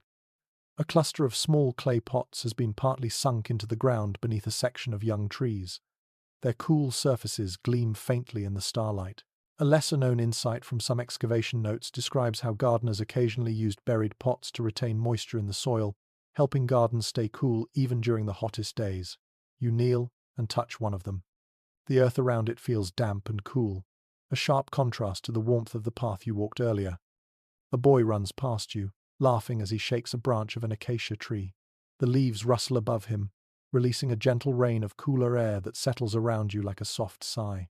His laughter echoes lightly through the garden, blending with the whisper of the branches. You smile, absorbing the moment. Acacia trees often appear in ancient art, and botanists believe their shade played a role in creating comfortable resting spots throughout villages. Standing under one now, you understand why. You follow a stone path deeper into the garden. The walls here are high and covered with climbing vines, their tendrils wrapped around wooden supports. You run your fingers along one of the vines. It feels cool and alive, pulsing faintly with the day's stored moisture. A woman steps into view carrying a small basket of fresh leaves. She plucks a few and sets them on a stone table beside you. Their scent blossoms into the air, sharp but refreshing. Some researchers suggest that certain garden plants were chosen as much for their aromas as their shade, acting like natural perfumes that made the heat feel less oppressive. She crushes one leaf gently between her fingers, releasing an even stronger fragrance. She smiles as she lets you smell it. The scent dances through your senses like a breeze made of mint and honey. You thank her with a nod, and she continues on her way, moving deeper into the green labyrinth. You reach the center of the garden, where a larger pool glimmers. Stone benches circle the water, and willow branches droop low enough to brush the surface. The breeze that skims across the pool carries a touch of the chill trapped in the deeper water. You close your eyes for a moment and let that cool breath wash over your face. The garden hums around you, alive but peaceful, its sounds weaving together into a lullaby. Near the pool stands a clay structure shaped like a small shrine. At its base, you notice tiny carved channels running toward the water. One interpretation put forward by some historians is that these channels may have been part of irrigation or drainage systems designed not only to water the plants, but also to help regulate the garden's nightly coolness. You trace one channel with your finger, feeling dried mud and the memory of water. A sudden flutter draws your attention upward. A pair of nightbirds glides between branches, their wings brushing the leaves with soft whispers. Their silhouettes dart and turn in the air, graceful and almost silent. The movement adds life to the still garden, making you feel as though you are walking through a living tapestry of sights, scents, and sounds. You continue wandering until you reach a low stone bench beneath a sycamore tree. The leaves ripple gently, shimmering like the scales of a dream creature catching moonlight. Sycamores appear again and again in Egyptian mythology, often linked to protection and comfort. The tradition seems fitting as you sit on the cool stone. The air beneath the tree feels noticeably fresher, touched by the rustling canopy above. The heat does not vanish entirely. It lingers like a memory, a reminder of the day's intensity. But here, surrounded by trees, water, and moonlight, the edge of that heat softens. You imagine families gathering here after sundown, spreading mats beside the pool, or sitting under the sycamore to let the night breeze drift across their skin. Perhaps they whispered stories, or simply rested in silence, allowing the garden to cool their thoughts and bodies. As you stand to leave, the garden seems to breathe with you. The plants sway gently, the water ripples, and the air moves in slow, patient patterns. You walk toward the exit, feeling the temperature rise slightly as you approach the outer wall. But you carry the garden's calm with you, a quiet echo of green air lingering on your skin. Stepping back into the warm lane, you inhale the drier desert air and look back once more. The garden glows faintly behind the vines, a pocket of cool wisdom tucked into the night, and you continue onward, ready to explore the next secret held by this ancient world. You walk deeper into the village, leaving the cool garden behind you. The warm air settles around your shoulders again, but now it feels softer, as if the memory of leaves and water lingers on your skin. Ahead, the faint, rhythmic flutter of something catches your ear. It is a steady movement, gentle and repetitive, like wings sweeping the air. You follow the sound until you reach an open room lit by a single oil lamp. As you step inside, the space reveals itself slowly. Linen curtains sway at the windows. Reed baskets sit in neat rows along the walls, and in the center of the room stands a young servant gently waving a palm leaf fan over an older woman reclining on a low bench. You watch the fan rise and fall in quiet arcs, creating breezes that stir the warm air into something lighter and more bearable. For a moment you simply observe, letting the repetitive movement soothe you. In ancient Egypt, fans were more than tools. They were symbols of care, attention, and comfort. A detail often highlighted in museum displays is that fans made from palm, feathers, or reeds appear frequently in depictions of both daily life and ceremonial scenes. They show up in the hands of servants, family members, even deities. Here, in this modest room, you can see why. The breeze produced by the palm leaf is not strong, but it creates a noticeable shift in temperature. You feel it slip across your cheek where you stand near the doorway. The servant's expression is calm, focused. She moves her wrist with practiced ease, ensuring that every sweep of the fan creates a pocket of gentle airflow. Beside the reclining woman sits a small table. On it lies a beautifully crafted feather fan, its surface gleaming in the lamplight. You step closer to examine it. The feathers are arranged in an elegant arc, dyed in subtle shades of brown and cream. The handle is made of polished wood, carved with simple geometric lines. An inscription near the base suggests it belonged to someone of standing. Some people today describe objects like this as personal luxury items, but the Egyptians saw them as necessities during sweltering nights. The older woman notices your curiosity and smiles faintly. She gestures toward the fan, as if inviting you to lift it. You pick it up with care. It feels surprisingly light, almost fluid in your hand. You wave it gently and feel a soft current of air drift upward. The feathers move smoothly, whispering with each stroke. It is easy to imagine someone using this exact tool to create a breeze while telling stories under the stars. In one corner of the room, a boy sits weaving a new reed fan. His fingers move with quiet concentration, bending and binding the reeds into a flat circular shape. A point sometimes mentioned by researchers is that these fans were cheap to produce and widely available, making them essential household items. The boy ties off the edge with a firm knot, trims a stray strand, and sets the finished fan aside. He reaches for another bundle of reeds without pause. You settle onto a small mat near the wall to watch him work. The soft clacking of reeds echoes gently in the room. It blends with the steady motion of the palm leaf fan across the space. Together, the sounds wrap the air in a musical rhythm, a kind of nighttime lullaby produced not by instruments but by simple tools. A woman enters carrying a bowl of cool water. She sets it beside the older woman and dips a cloth into it. She presses the damp cloth to the woman's forehead, then begins to wave a small hand fan made of thin bark strips. The combination of water and airflow creates a faint chill that you can almost feel from where you sit. Several researchers who study ancient domestic habits note that combining moisture with fanning was an effective strategy for cooling the body quickly, especially in the hottest months. You notice a narrow shelf near the window holding several types of fans. Some are plain and utilitarian, others are more ornate, decorated with intricate patterns. One particular fan catches your eye. It is made of ostrich feathers, arranged in a wide half circle. The feathers shimmer in the lamplight, their edges soft and luxurious.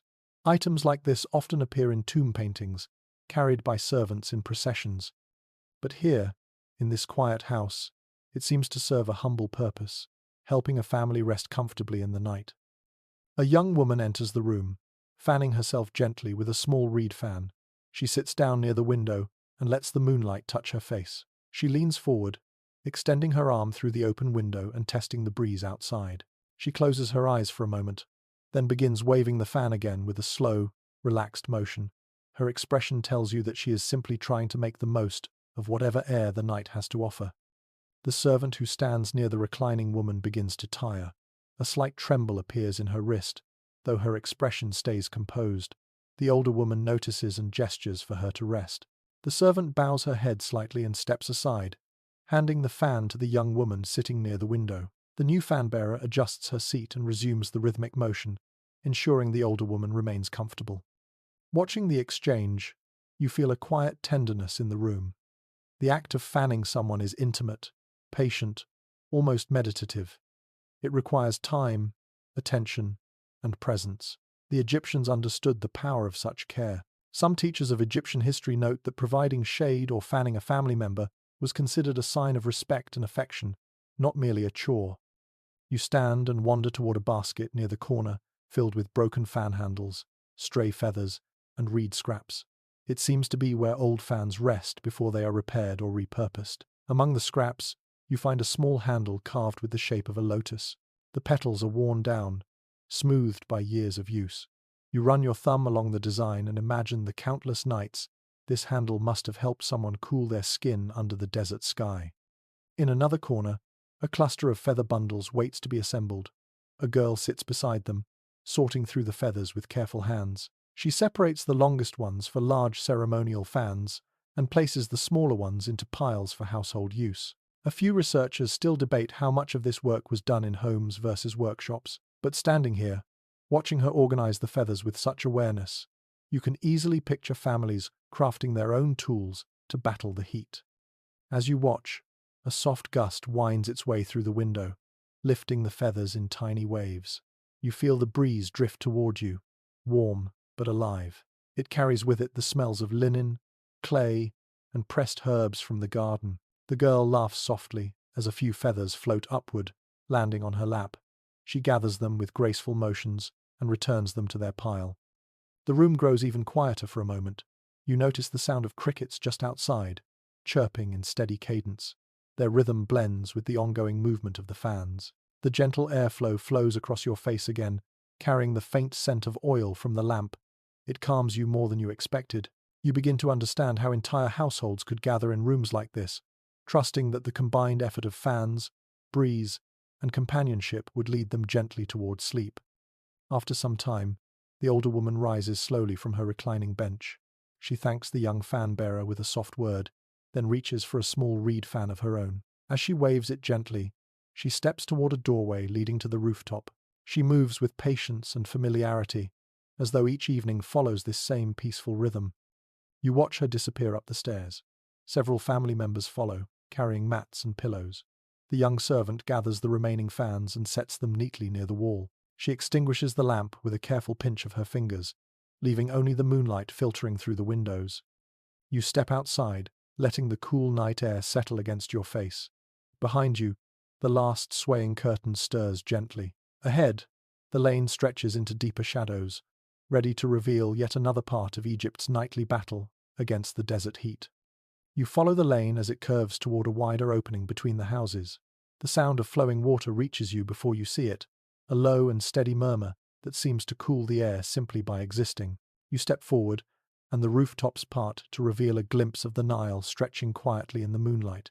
The river's surface glitters like a sheet of moving silver, reflecting the stars in slow, shifting patterns.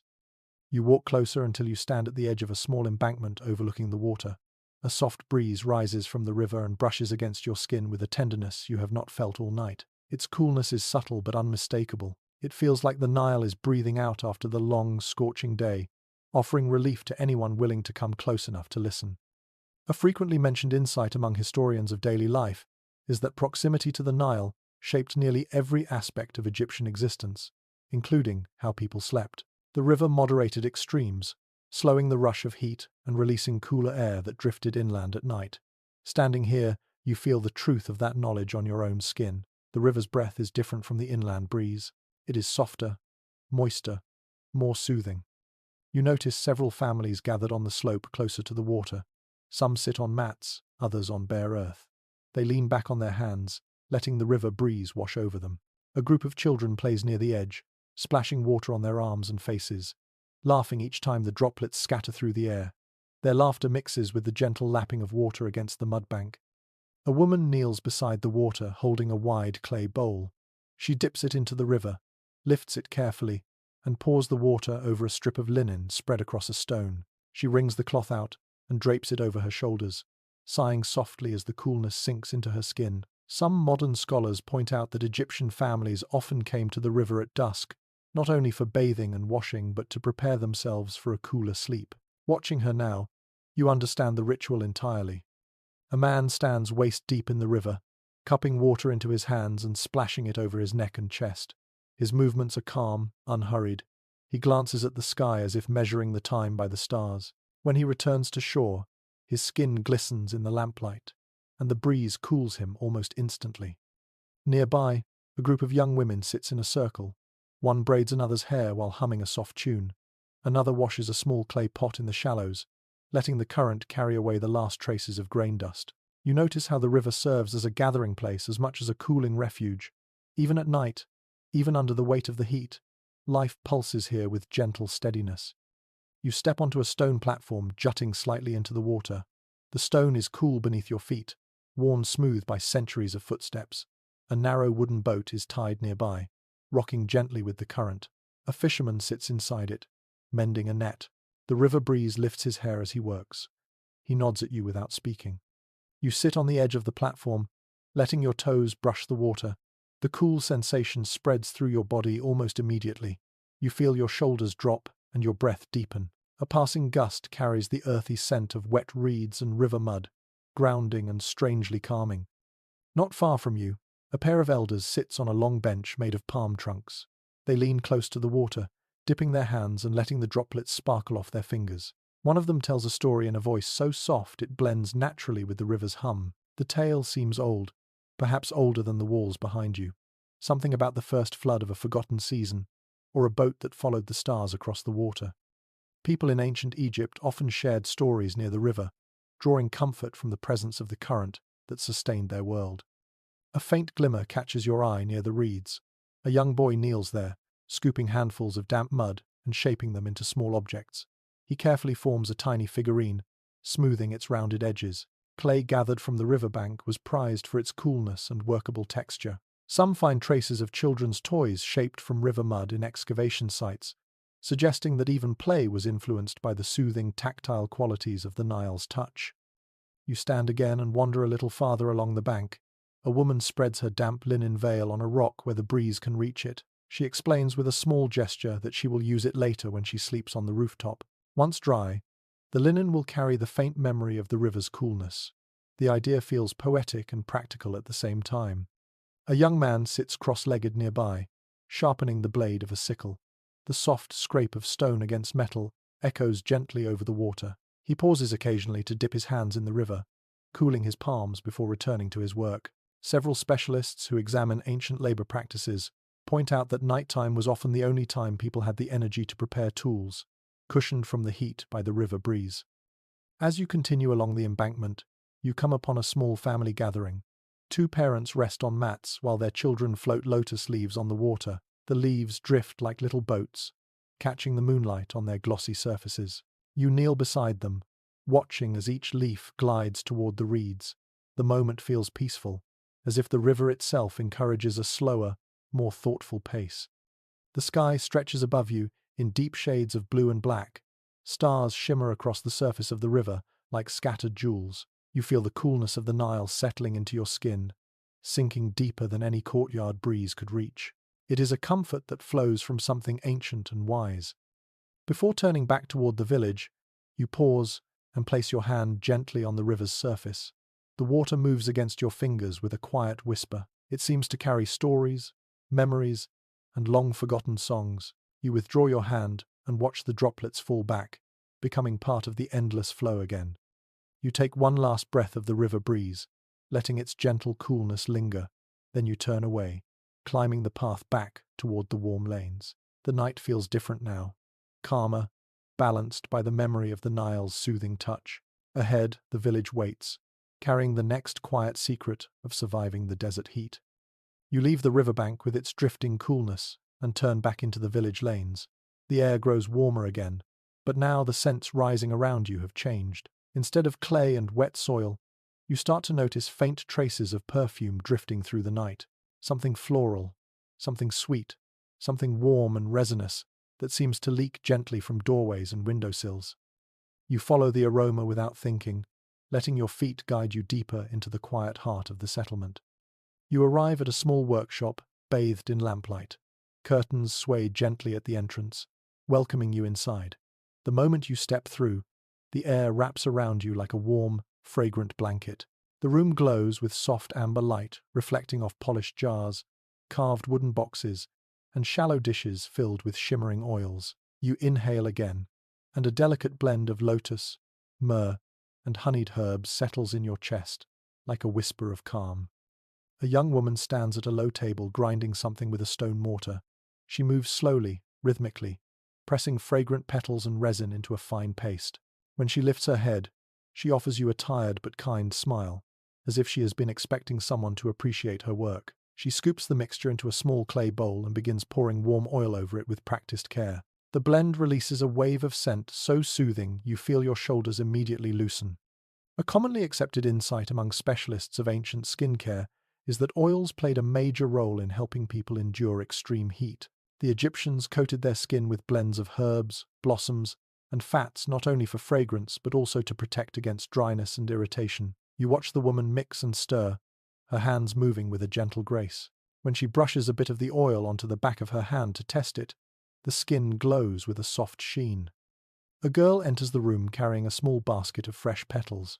She empties the petals onto a woven mat, where they scatter like tiny fragments of moonlit color. She kneels to sort them into piles according to their scent and texture. A less widely discussed detail preserved in certain papyrus instructions suggests that different flowers had different cooling properties. Some, when crushed and blended with oil, soothed heated skin. Others offered a scent that eased tension or quieted the mind. Watching the girl separate the petals, you begin to understand how instinctive these choices must have been. On another mat sits a shallow ceramic bowl filled with a pale green mixture. A man kneels beside it, gently stirring the contents with a reed spatula. The mixture looks creamy and cool, almost like a salve. He gestures for you to come closer. When you do, he dips his fingers into the bowl and smears a small amount onto your wrist. It feels soothing immediately, like water turned soft and thick. He smiles with satisfaction. Several researchers who study ancient cosmetic recipes note that balms like this often contained mineral powders or plant extracts that created a mild cooling sensation on the skin. You look up and notice several hanging threads tied with bunches of dried herbs. They sway slightly in the faint breeze that seeps through the window. Their scents mingle with the oils, creating a tapestry of fragrance that feels almost medicinal. A boy climbs a wooden stool to inspect one of the bundles, poking it gently to check its dryness. Some families believed that certain dried herbs purified the air or discouraged pests. Others simply enjoyed the comfort their aroma brought on heavy nights. A woman sits on a reed mat near the corner, massaging oil into her arms with slow, circular motions. Her eyes are closed, and her face carries an expression of deep relief. She rubs the oil into her skin until it glistens, then lifts her arms to let the breeze from the window pass over them. You can almost feel her body cooling through the simple act of relaxation. A teacher of ancient domestic rituals once noted that evening oiling was as much emotional as physical, giving the body a moment to unwind after hours of heat. A large clay jar catches your eye. It is painted with lotus flowers, each petal delicate and curved. You approach it and lean close. The scent rising from it is soft but unmistakably sweet. Inside is a blend that looks slightly thicker than water, shimmering in the lamplight. The woman grinding herbs explains, with a gesture and a few quiet words, that some families kept scented water near their beds to refresh their skin or dab onto linen before sleeping. Even the faintest fragrance could help someone drift into rest despite the warm night. You walk deeper into the workshop and find a small stone basin filled with warm water. A handful of crushed blossoms floats on the surface like tiny boats. A boy stands beside it, dipping cloth strips into the water and wringing them out. He folds each strip neatly and places it on a tray. These cloths, lightly scented and warm, were often laid across the neck and shoulders before sleep. Several modern analysts suggest the warmth might have helped the body release heat, allowing deeper relaxation. Watching the boy prepare them with care, you realize that comfort can come from surprising directions. Near the back of the room sits a woman holding a delicate wooden comb. She dips the comb into a shallow bowl of perfumed oil, then begins working it through her daughter's hair. Each stroke releases a soft scent that drifts through the air. In ancient households, oil was not only for skin but also for smoothing hair, reducing frizz, and offering a cooling sensation as the breeze passed across the scalp. The mother hums quietly, and the girl leans into the motions, half asleep already. You notice a small clay burner near the wall with a glowing ember in its center. The faint smoke rising from it carries the fragrance of frankincense. Some experts continue to discuss whether these burners played more of a spiritual role or a practical one, perhaps both. The smoke may have signaled protection, purification, or even a simple hope that the room would feel more restful. Whatever its deeper meaning, the scent creates a feeling of grounded calm that settles in your chest. You wander to a narrow shelf near the window where tiny jars are lined up in a neat row. Each one contains a different oil or salve. You pick one up and remove the stopper. The scent is sharp and invigorating, like crushed peppermint. Another jar smells warm and earthy, like cedar. A third carries the soft sweetness of rose.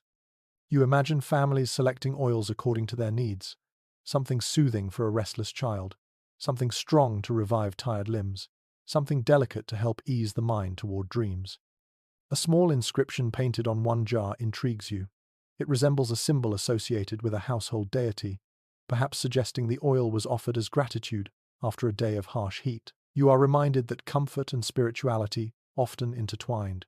Oils were not merely tools but expressions of care, healing, and connection. A faint rustle behind you draws your attention. A woman enters holding a bundle of fresh lotus petals. She arranges them in a bowl, sprinkling them with a few drops of scented water. The bowl glows softly under the lamplight, and the petals release a fragrance so gentle it almost feels cool. Many ancient references speak of lotus blossoms as symbols of renewal, calm, and rebirth. Standing near them now, you feel a soft wave of peace rise through your chest. The workshop quiets as the night deepens. Lamps flicker lower, voices soften.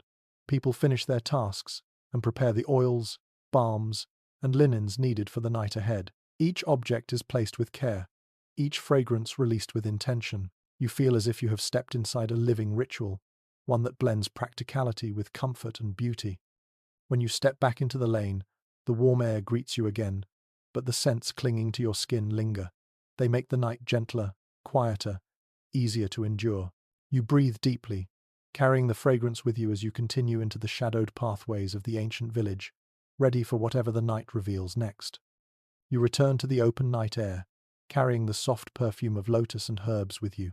The village feels quieter now, as though everyone has slipped into their own preparations for sleep. But as you pass between two narrow houses, a familiar sound breaks the stillness.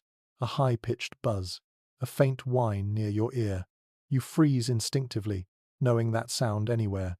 Even in ancient Egypt, the nighttime peace came with a small, persistent challenge: mosquitoes. You brush the air near your face and continue down the path. The buzzing grows louder near a cluster of reeds growing behind a house. You edge away from the spot, watching the tall grasses shiver with tiny wings. You remind yourself that the Nile's generosity always came with a price. Warm water and still pools created the perfect gathering places for these unwelcome nighttime visitors. As you walk, you spot a family gathered outside their doorway. The father holds a clay bowl filled with smoldering herbs. He waves the bowl gently, so the scented smoke drifts around the entrance. One broadly supported observation from Egyptologists is that Egyptians used fragrant smoke to discourage insects long before nets or screens existed. The aromas of myrrh, coriander, and certain grasses naturally irritated biting pests. Watching the smoke curl upward now, you see how the practice lived in every household. The mother steps aside to hang a thin linen curtain across the doorway. The cloth is soaked in a mixture of oils. You lean in for a closer look. It smells faintly of mint and something sharper, perhaps a crushed seed. A lesser highlighted detail in some translations of household texts suggests that oil-infused linens served as insect barriers and also masked the scent of sleeping bodies. Whether the logic was scientific or instinctual, the method seems clever.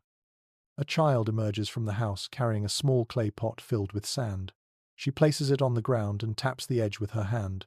You watch as a few larger insects land near the pot, drawn to something inside it. The girl covers the pot quickly, trapping them. You're not entirely sure what lured them there, but you have read accounts from certain archaeological notes that mention bait pots filled with sweetened sand or resin to draw pests away from sleeping areas. The practice seems simple and oddly charming. You move deeper into the village and notice more families taking their own measures. A man sitting beside a rooftop ladder smears a mixture of crushed basil and oil along his arms and legs. He rubs it in thoroughly, making sure every patch of skin is covered. He catches your eye and raises the bowl for you to smell. The aroma is sharp, cool, and slightly bitter. Several modern botanists suggest that basil and similar herbs may have had mild repellent properties. Even if the effect was partly psychological, it gave people a sense of protection during the warm nights. You pause near a wall where someone has hung a cluster of dried garlic bulbs. The smell catches you by surprise. You tilt your head, wondering whether it was used for mosquitoes or simply stored here for cooking. Some experts remain undecided about whether garlic was used as a repellent or merely as food storage, but you can imagine someone believing in its protective scent on nights when insects gathered in relentless clouds. Ahead, you see lantern light spilling from another doorway. You step closer and find a grandmother seated on a reed mat, gently fanning a sleeping infant. Every few moments she dips her fingers into a clay bowl and touches a bit of oil to the baby's arms and neck. The scent that rises from her fingertips is mild, earthy, and calming. She notices your presence and gives you a soft smile. Her expression says everything. This is simply the way things are done. In the warmth of the night, with mosquitoes singing their restless song, families protected one another through old, patient rituals. You crouch beside her and feel the faint breeze of her fan. It is gentle, steady, and warm. But as it moves across the oil she applied, it seems to carry the fragrance outward, creating a small barrier around the child. Some observers of ancient domestic habits believe that fanning did more than cool the skin. It also helped spread scents meant to confuse or repel pests. Watching the grandmother now, her motions are both protective and soothing. As you continue walking, you notice a man setting up a raised sleeping platform in a courtyard. The platform is a wooden frame covered with a loosely woven mat. He sprinkles crushed leaves beneath the frame before placing a reed mat on top. The combination creates a sleeping space lifted above the warm ground, where airflow passes freely underneath. A few entomologists who have studied ancient practices propose that sleeping elevated reduced the number of bites simply because insects gathered near stagnant air closer to the earth. Whether or not he believes the reasoning, the man clearly trusts the habit. Nearby, a woman hangs a thin net, made of fine woven threads above her sleeping spot. The net sways lightly in the breeze. You study its pattern. The weave is imperfect, but tight enough to discourage larger insects when suspended correctly. Nets like this rarely survive in archaeological contexts, but some depictions in art hint that Egyptians may have used similar coverings. As she tucks the edges into small clay weights on the ground, you sense her confidence that she will rest undisturbed. At the edge of the courtyard, two boys sit crushing herbs with smooth stones. Their mother adds a handful of dried flowers and mixes the blend into a shallow bowl with water. The aroma that rises is sharp and resinous. She dips a cloth into the mixture and ties it into a small pouch, then hangs the pouch above their sleeping space. The smell fills the air immediately. Some chemical analyses of ancient residue suggests that Egyptians experimented with various aromatic combinations as protection. Watching this family prepare theirs gives life to those scholarly speculations. You wander toward another house, where a man is stacking fresh reeds near the door. He gestures for you to touch one. The reed is brittle near the top, but moist and cool near the base. He explains through a series of gestures that reeds taken from wetter marshes produce a fresher scent and may discourage insects. Whether this idea was superstition or early ecological observation remains uncertain among researchers, but you can smell the difference in the air. You find yourself swatting at a mosquito buzzing persistently near your ear. Despite the cooling tricks, the insects still find their way around. You laugh softly to yourself. Some things never change, even across thousands of years. A young girl approaches, carrying a clay cup with smoke rising from it. She circles around you, allowing the aromatic smoke to drift in soft rings around your body. The smell is pleasant, slightly spicy. When you thank her, she smiles proudly, as if performing an important task. She sets the cup on a small ledge near the entrance, where the smoke can spread through the courtyard. The method is simple, but suddenly the air feels clearer. In one corner of a rooftop, you notice a pile of dried palm fronds. A woman sits beside them, weaving the thinner strands into small fans. Each time she lifts a new strip, she rubs it with a mixture of oil and crushed herbs. When she waves the finished fan through the air, the scent spreads in slow ribbons. She offers the fan to you. When you take it and flick it back and forth, the breeze carries the smell across your skin and through your hair. It feels refreshing, oddly comforting. You pass a group of elders seated in a semicircle. They talk quietly about the changing winds and how mosquitoes behave at different times of year. One of them stretches out his arms, pointing toward the distant river and then toward the warm dunes. They debate which direction the insects come from and how humidity affects them. Their conversation echoes a theme that researchers still discuss today: the relationship between insect behavior and seasonal shifts in the Nile Valley. Even without scientific terminology, these elders understand the patterns intimately. As the night deepens, you notice that each household performs its own combination of protective rituals.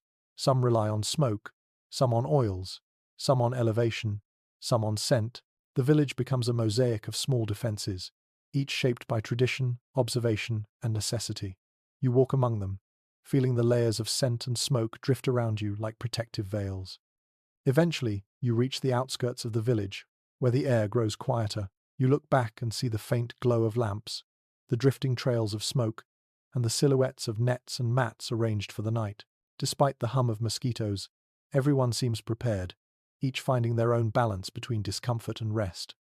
You breathe in the warm night air, grateful for the moments of coolness carried by oils, herbs, and the soft perseverance of families who learn to live gently with the heat. Then you step forward, ready for whatever the desert whispers next. You slip farther from the cluster of homes, following a dusty footpath that leads toward the darker edge of the settlement. The night stretches wide out here, and for a moment the desert feels like a vast animal asleep under the stars. The air carries a faint rustle that you cannot place at first, but as you walk, the sound becomes clearer. It is the soft padding of paws, the flutter of wings, the distant huff of a creature moving through sand. You realize you have entered a place where humans withdraw and animals take over their nightly domain. You pause, listening.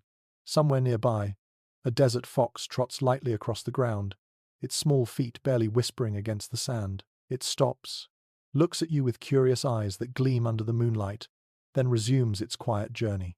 Its fur fluffs slightly in the breeze, creating pockets of trapped air that help moderate the temperature close to its skin. Observers of desert wildlife today often point out how animals survive by using the environment rather than resisting it. Here, watching the fox move with effortless calm, you see the lesson clearly. A little ahead, you spot a cluster of rocks where a lizard lies motionless. At first you assume it is asleep, but then its throat pulses and its eyes flick open briefly. It shifts only a fraction, pressing its belly closer to the cool surface of the stone beneath it. The night air has cooled the rock slowly, and the creature takes advantage of that natural relief. There is something strangely elegant about the way animals know exactly where comfort hides in the landscape. You step closer and feel the stone with your fingertips. It holds a faint coolness, a subtle reminder that even the desert offers small gifts after dark. Not far from the lizard, an owl perches on a low branch of a desert shrub. It is almost invisible until it turns its head, revealing eyes that catch the moonlight with eerie brilliance. The owl puffs its feathers outward, expanding its body slightly. That simple act helps it regulate temperature and creates insulation as the night grows chillier. Some specialists in animal behavior note that Egyptians must have observed such nightly habits, learning from creatures that had mastered the art of staying cool long before humans shaped mudbrick homes. You imagine people watching these silent, feathered teachers as they perched above camps and gardens. A gentle shuffling sound draws your attention to the left. A donkey stands near a small patch of thorny bushes, nose buried deep as it searches for edible leaves. Each time the breeze lifts, the animal flicks its ears, adjusting its stance to catch the moving air. Donkeys, like many desert creatures, prefer to rest in open spaces at night, where breezes can brush between their coats and keep pests at bay. You wonder whether ancient families learned something from these slow, careful animals. The way they chose sleeping spots, the way they oriented themselves to the wind, the way they trusted the night to care for them. As you continue walking, you notice a faint trail leading between two low dunes. You follow it out of curiosity and soon reach a small clearing where several goat tracks cross in winding, looping paths. The sand here holds tiny pockets of coolness, where animal hooves have pressed deeper into the ground. When you crouch to touch one, you feel that the sand underneath is cooler than the surrounding surface. People in Egypt must have noticed this too. Some archaeological interpretations suggest villagers occasionally gathered cooler sand from shaded spots or animal trails to spread beneath sleeping mats. Whether this was common or rare remains uncertain, but the logic feels entirely possible beneath your fingers. A sudden flutter of wings overhead makes you look up. A small bat swoops in a quick arc across the sky, tracing a looping pattern as it hunts for insects. The bat's movements are swift, controlled, and nearly silent. You watch it glide, twist, and vanish into the darkness. Bats thrive in desert heat by sleeping in shaded crevices by day and staying active through the coolness of night. That stark division between day and night mirrors how Egyptians shaped their own routines, shifting difficult work to early morning or evening hours, saving rest for the moments when the world softened. You move toward a cluster of palm trees near the far edge of the clearing. Their fronds tremble lightly, casting long shadows across the sand. Beneath one of the palms lies a small mound of disturbed sand. You brush it away gently and find the hint of a burrow entrance. It might belong to a desert hedgehog or another small creature. These animals curl into hidden pockets beneath the earth, where the temperature remains more stable. Some natural historians suggest that ancient Egyptians observed such burrows and learned from them, shaping sunken pits or lowered sleeping niches inside homes. Whether this connection was deliberate or intuitive remains an open question among those who study ancient domestic design. You step away from the mound and let the warm air settle again around your skin. The desert wind shifts, carrying with it a faint, musky scent. You glance toward the dunes and see a dark silhouette moving along the ridge. At first it seems too large to be a fox. Then it stops, lifts its head, and you recognize the shape of a wild dog. It stands motionless, catching the breeze. The posture is purposeful and familiar. Desert animals position themselves to take advantage of airflow, even the slightest gust. You imagine how many times ancient Egyptians saw jackals, foxes, and wild dogs do exactly this, learning by silent example. A little farther back toward the village, you spot a small cat perched on a stone wall. It grooms itself lazily, licking its fur and stretching one paw into the air. Dawn is still hours away, but the cat looks content, perfectly adjusted to the rhythm of the night. Cats sought cooler areas instinctively, often climbing to higher perches where breezes could reach them. Their behavior likely influenced how Egyptians arranged their own sleeping spaces, sometimes choosing rooftops or raised beds simply because animals showed them the benefits of elevation. The cat jumps down and pads silently past you, following the path back toward the village. You watch it slip between two houses, tail flicking, clearly heading toward a favorite resting spot. You follow at a distance, stepping lightly until you reach a small courtyard, where the cat leaps onto a shaded ledge. It circles once, curls into a tight spiral, and settles its head beneath its tail. The ledge is made of smooth stone and catches the moving air perfectly. You place your hand on it. The surface is surprisingly cool, shielded from the day's heat by the overhang above. You smile at the simple wisdom of the animal. No fan, No elaborate trick, just shade, stone, and airflow. A soft rustle behind you draws your attention. A woman opens her door and places a bowl of water near the ledge. She glances at you, then at the cat, and smiles knowingly. She sets another bowl on the step near her own sleeping spot. People and animals share this night, this heat, and this cooling wisdom. They observe each other, learn from each other, endure the same desert breath. As the woman steps back inside, the breeze shifts again. You inhale, tasting the earth, the sand, the faint scent of herbs on your skin, and something else, something old and wise. The desert creatures have shown you their secrets. The humans have learned from them quietly across generations. You feel the unity of it, the seamless tapestry woven from observation, adaptation, and humble coexistence. You take one last look at the cat sleeping peacefully on its stone perch, then turn toward the next stretch of the village. The night calls you onward, promising yet another quiet revelation about how ancient people coaxed comfort from a world ruled by heat. You follow the winding path back toward the brighter center of the village, but before long, the houses give way to something grander. Towering shapes rise in the moonlight, their silhouettes sharp and solemn against the sky. The closer you walk, the more the air seems to shift around you, becoming cooler, steadier, as though the night itself kneels in respect. You soon realize what stands before you. A temple complex, its massive columns reaching upward like ancient stone trees. You step toward the entrance, drawn by the deep pools of shadow inside. The moment you cross through the first gateway, the temperature changes noticeably. The heat that clings outside seems to retreat, pushed back by the sheer thickness of the stone walls. One recurring observation in architectural studies is that Egyptian temples maintain surprisingly cool interiors, partly because of their enormous mass and partly because of deliberate design. Standing here, you can feel the truth of it as the air settles against your skin like a calm hand. You walk between two tall columns carved with lotus and papyrus motifs. Their surfaces are cool to the touch, chilled by hours of shade and deep stone density. You glide your fingertips along one of the carvings, tracing the outline of a petal. The stone responds with a cool pulse, as if the building itself breathes slowly in the heat. Inside the open courtyard, you spot a priest moving silently with a clay jar in his hands. He pours water onto the temple floor in thin arcs, creating glistening trails on the stone. The water evaporates slowly, releasing faint coolness into the air. A practical technique often described in ancient temple records mentions that priests regularly watered stones not only to purify sacred spaces, but also to cool them. Here, with the night pressing gently against your shoulders, the method feels both spiritual and practical. You wander deeper into the temple, passing a row of narrow doorways leading to small side chambers. Each room is darker and cooler than the last. Inside one, a few attendants sit on woven mats, sorting offerings brought earlier in the day.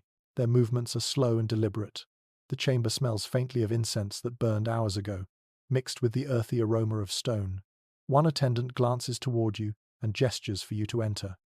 You step inside, and the room embraces you with a coolness almost startling after the desert air. The attendant points to the ceiling where narrow slits allow small threads of moonlight to trickle in. These slits encourage upward airflow, creating subtle circulation in otherwise enclosed rooms.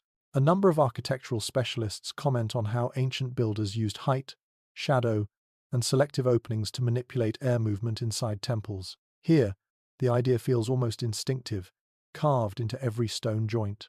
In the chamber's corner, a priest sits on a low stool preparing incense for the next morning.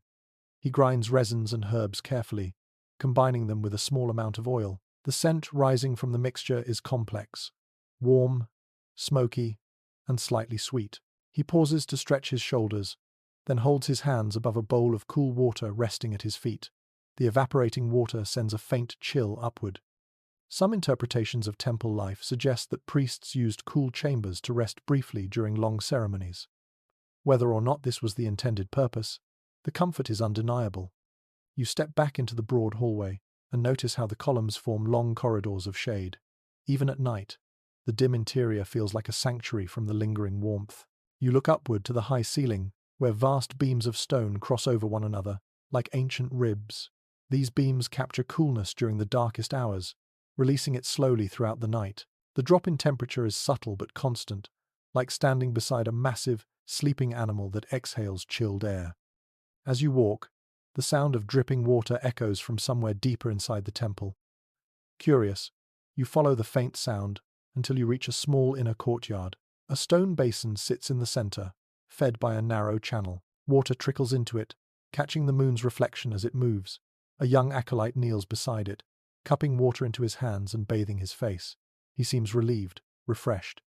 Many studies of sacred architecture note that temple basins served ritual purposes, yet their presence also helped lower the temperature of contained spaces. Standing here, bathed in the cool mist rising from the trickle, the dual purpose becomes obvious.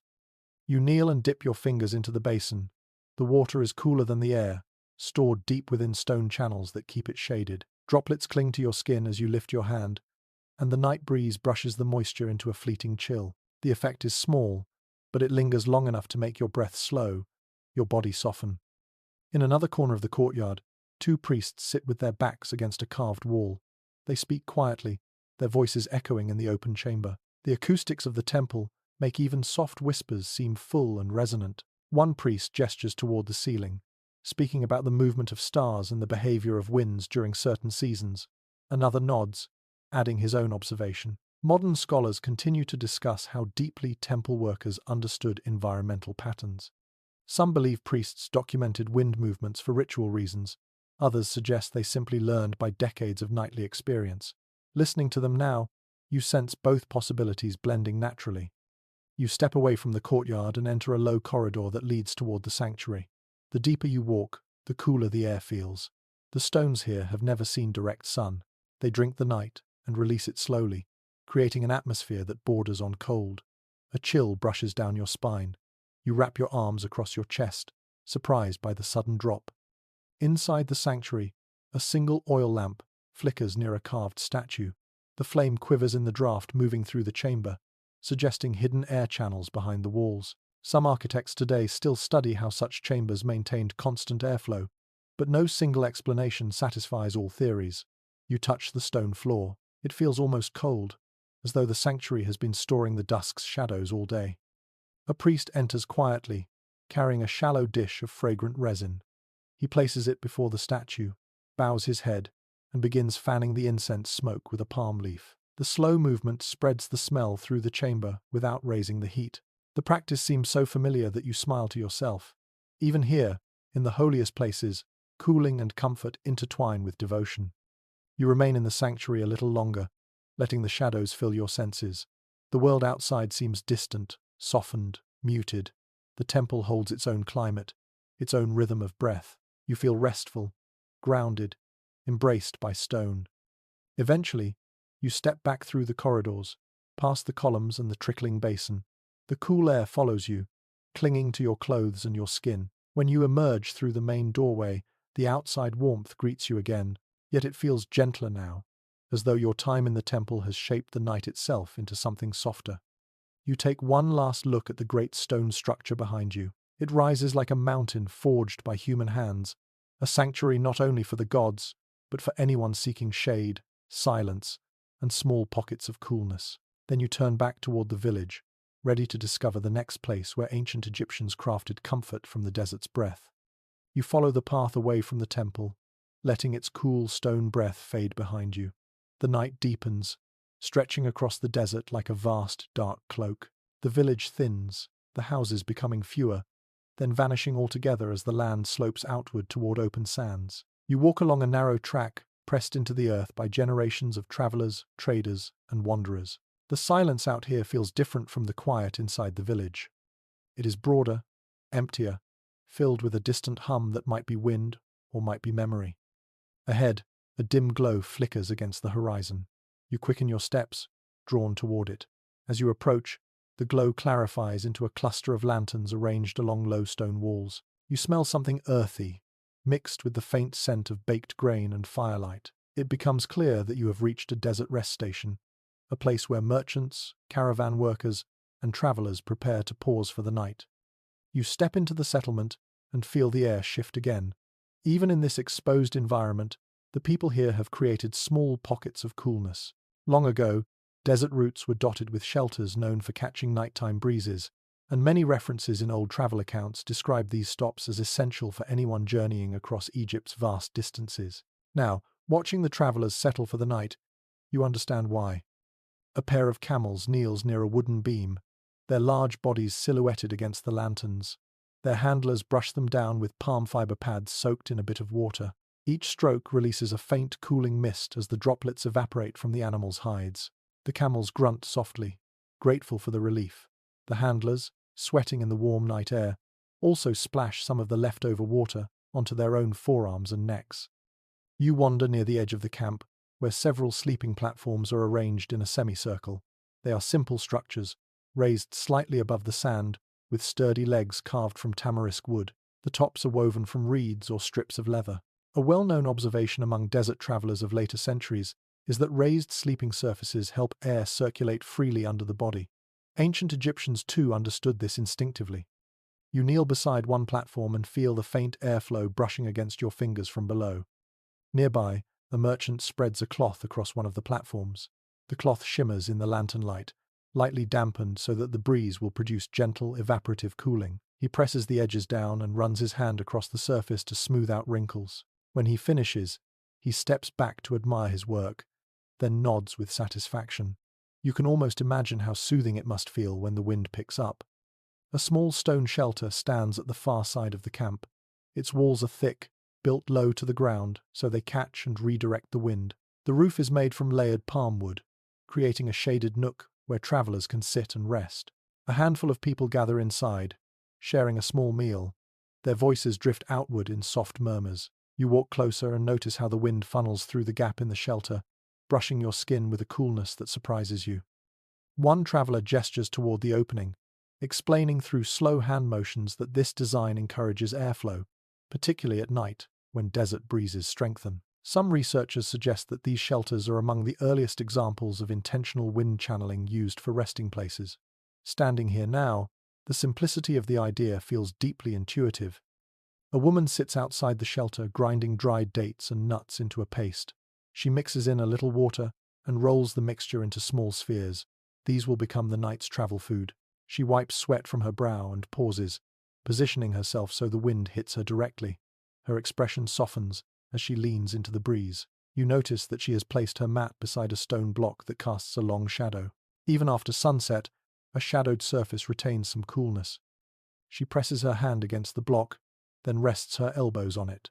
You mimic her gesture and feel the faint chill lingering in the stone. A curious setup near the edge of the camp catches your eye. Several pottery jars sit inside a shallow pit dug into the sand. The pit is lined with woven mats that have been dampened with river water or perhaps water from a nearby well. A young man pours more water into the pit, letting it soak the mats. The jars remain cool inside the moist enclosure. Some field researchers documenting desert travel routes point out that such pits acted like primitive cooling cells, lowering the temperature around stored water or food. Leaning closer, you feel the coolness rising subtly from the ground.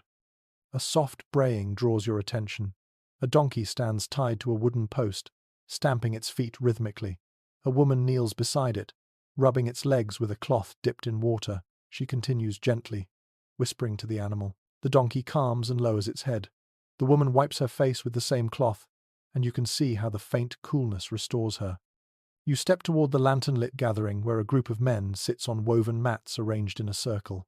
They speak about their day's travel, the intense sun, the demands of the dunes.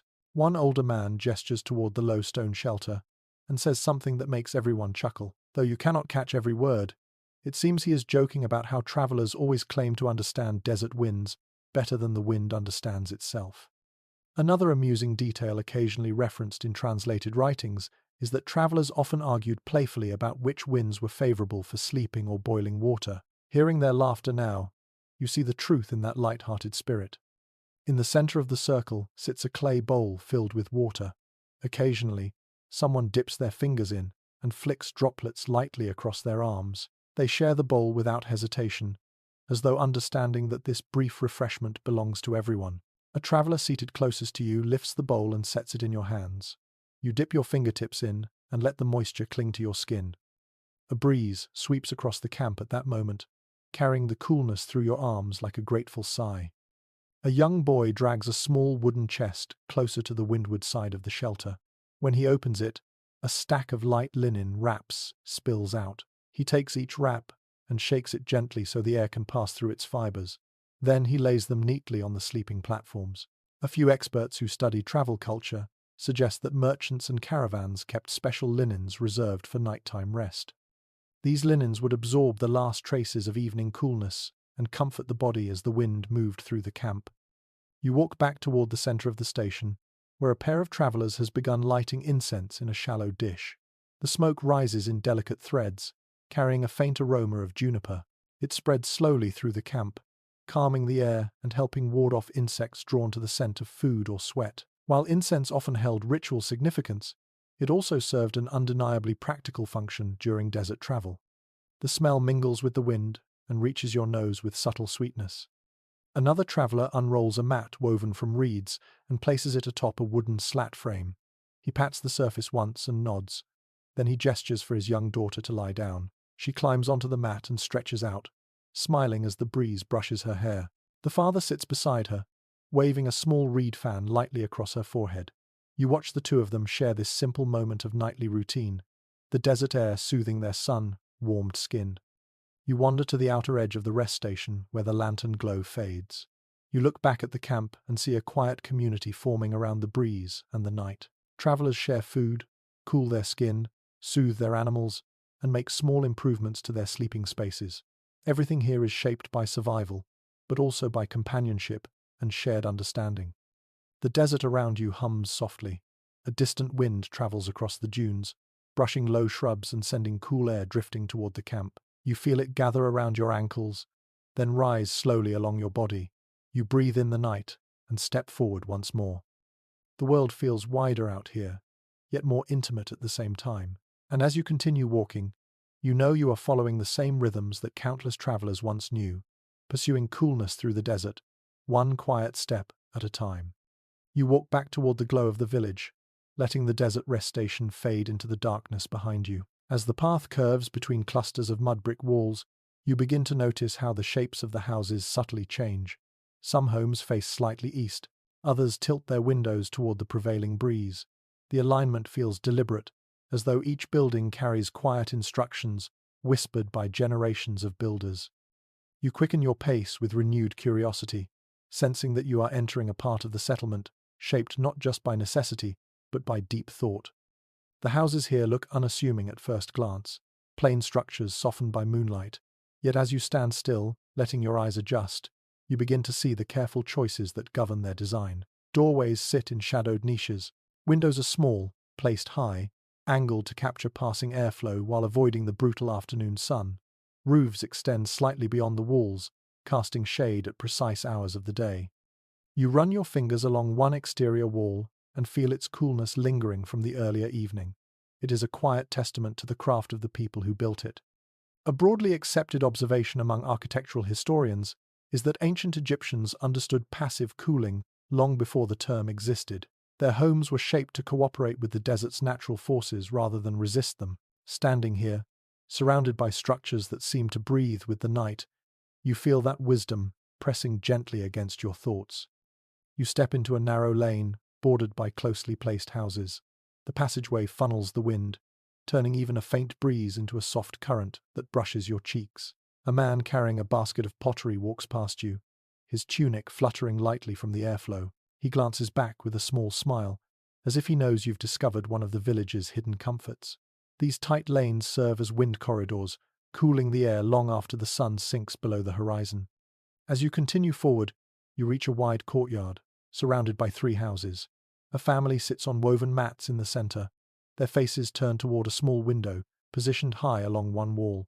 A breeze streams from it, enough to rustle stray strands of hair and sway the lantern flame beside them. The window's placement is not accidental. It faces the direction of the cooler night winds. A lesser-known interpretation proposed by some researchers suggests that villagers learned to map local airflow from years of observing dust trails and the movement of incense smoke. Whether or not the method was formal, the results clearly shaped how homes like these were built. A woman stands to greet you. She gestures toward the open courtyard, and then toward the high window. You nod in appreciation, sensing that she understands the night differently than you do. She motions for you to follow her into her home, and you step inside a small chamber with a narrow shaft running from the ceiling to the floor. The shaft is angled slightly, directing air downward. The breeze that enters is soft but constant, cooling the room like a whisper from above. She places her hand above the shaft, allowing the air to brush her palm, then invites you to do the same. When you lift your hand, the whisper of wind pours over your skin. You feel the faint coolness settle into your fingertips, traveling downward in a soothing trail. Some scholars still puzzle over how widespread such shafts were, but the presence of this one suggests that families experimented with airflow in increasingly clever ways. From the chamber, you walk into a larger room, where a family gathers around a low table. Clay mugs sit in front of them, filled with cool water drawn from porous jars. The walls of the room are slanted subtly inward at the top, a design that helps trap cooler air during the night. One family member explains through gestures that the shape encourages heat to rise toward the ceiling, leaving the lower portion of the room more comfortable for sleeping or gathering. A child lies on a mat near the wall, fanning herself lazily while staring upward. You follow her gaze and see a small vent located just below the roof. The vent faces away from the evening sun and catches the nightly breeze perfectly. Even such a small architectural feature creates noticeable relief, drawing hot air upward and letting cooler air settle in the room below. When you step back outside, the family waves to you, and you continue along the lane. You soon reach another cluster of houses built along a slope. The elevation changes subtly, but you feel the difference immediately. The air becomes cooler as it flows downhill, channeled naturally between the homes. Whoever placed these houses understood the terrain deeply. Even a slight incline can guide breezes toward living spaces at night. You climb a few steps, carved directly into the earth, and reach a higher platform, where a small home sits alone. Its doorway is set back beneath a deep overhang. You step beneath it and feel coolness lingering there like a pocket of preserved night. Overhangs like this shield homes from the hardest hours of sunlight and let families store coolness for later. Some architectural theorists believe that these structures mirrored desert caves, where early communities once found refuge from the heat. Whether inspired by memory or necessity, the effect is unmistakable. Inside the home, an elderly man sits by a tiny window carved in an angled triangle. He lifts his hand and motions for you to feel the air passing through it. The triangular shape narrows the breeze into a more focused stream. When you lean in, the rush of cool night air surprises you. The man chuckles softly, pleased by your reaction. He explains with simple gestures that the shape helps strengthen the wind's movement, guiding it deeper into the home. The concept feels almost modern in its elegance. As you leave the home and walk back into the open area, you notice how the settlement's layout encourages air to move like water through channels. Lanes are oriented in multiple directions, some angled toward the river winds, others toward desert breezes. This thoughtful arrangement creates pockets of differing temperatures depending on the time of night. You stop in one such pocket where the breeze quiets, then walk a few steps and feel it return in a sudden, welcome rush. A young woman passes by carrying a basket of reed strips.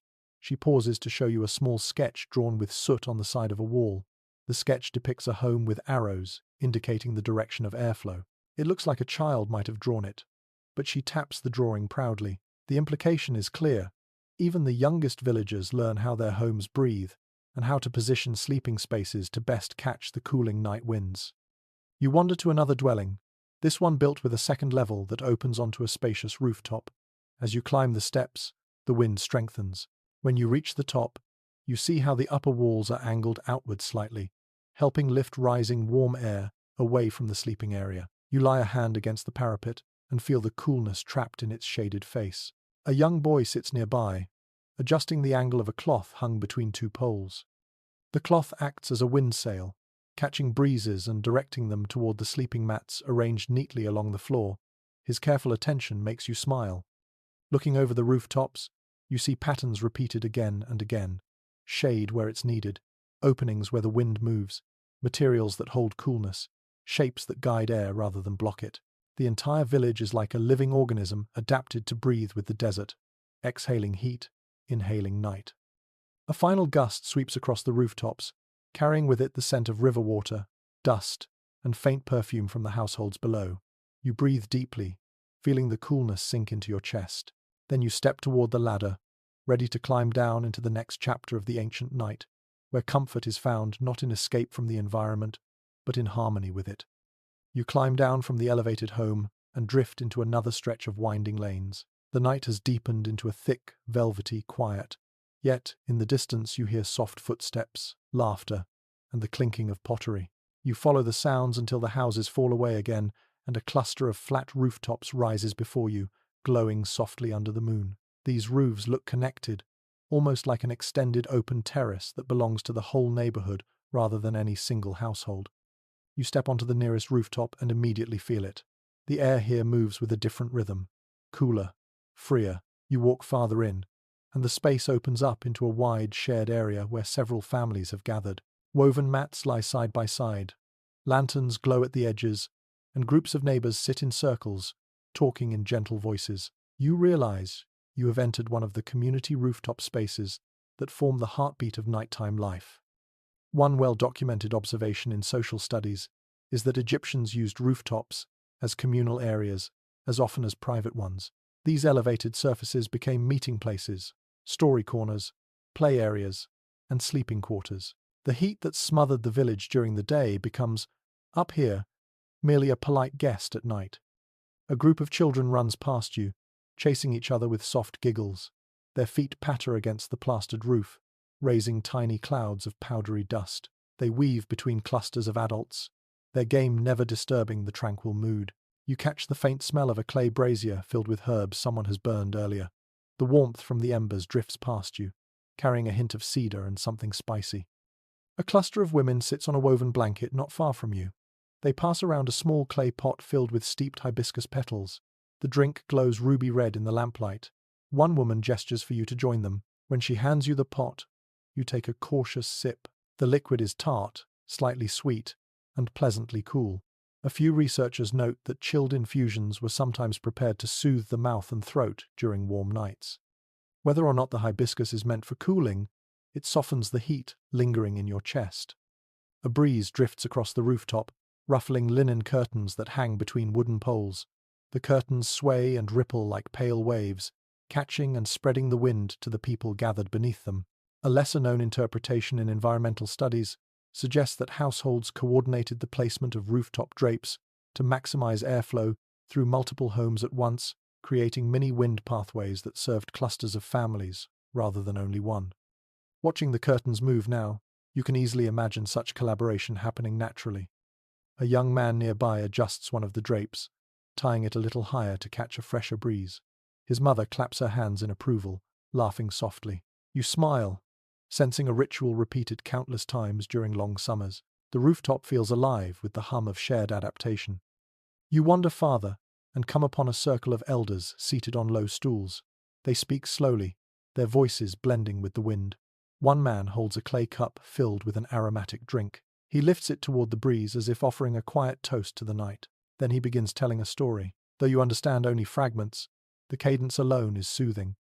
Something about a voyage along the eastern desert route, a stubborn camel, and a sandstorm that nearly swallowed a caravan whole.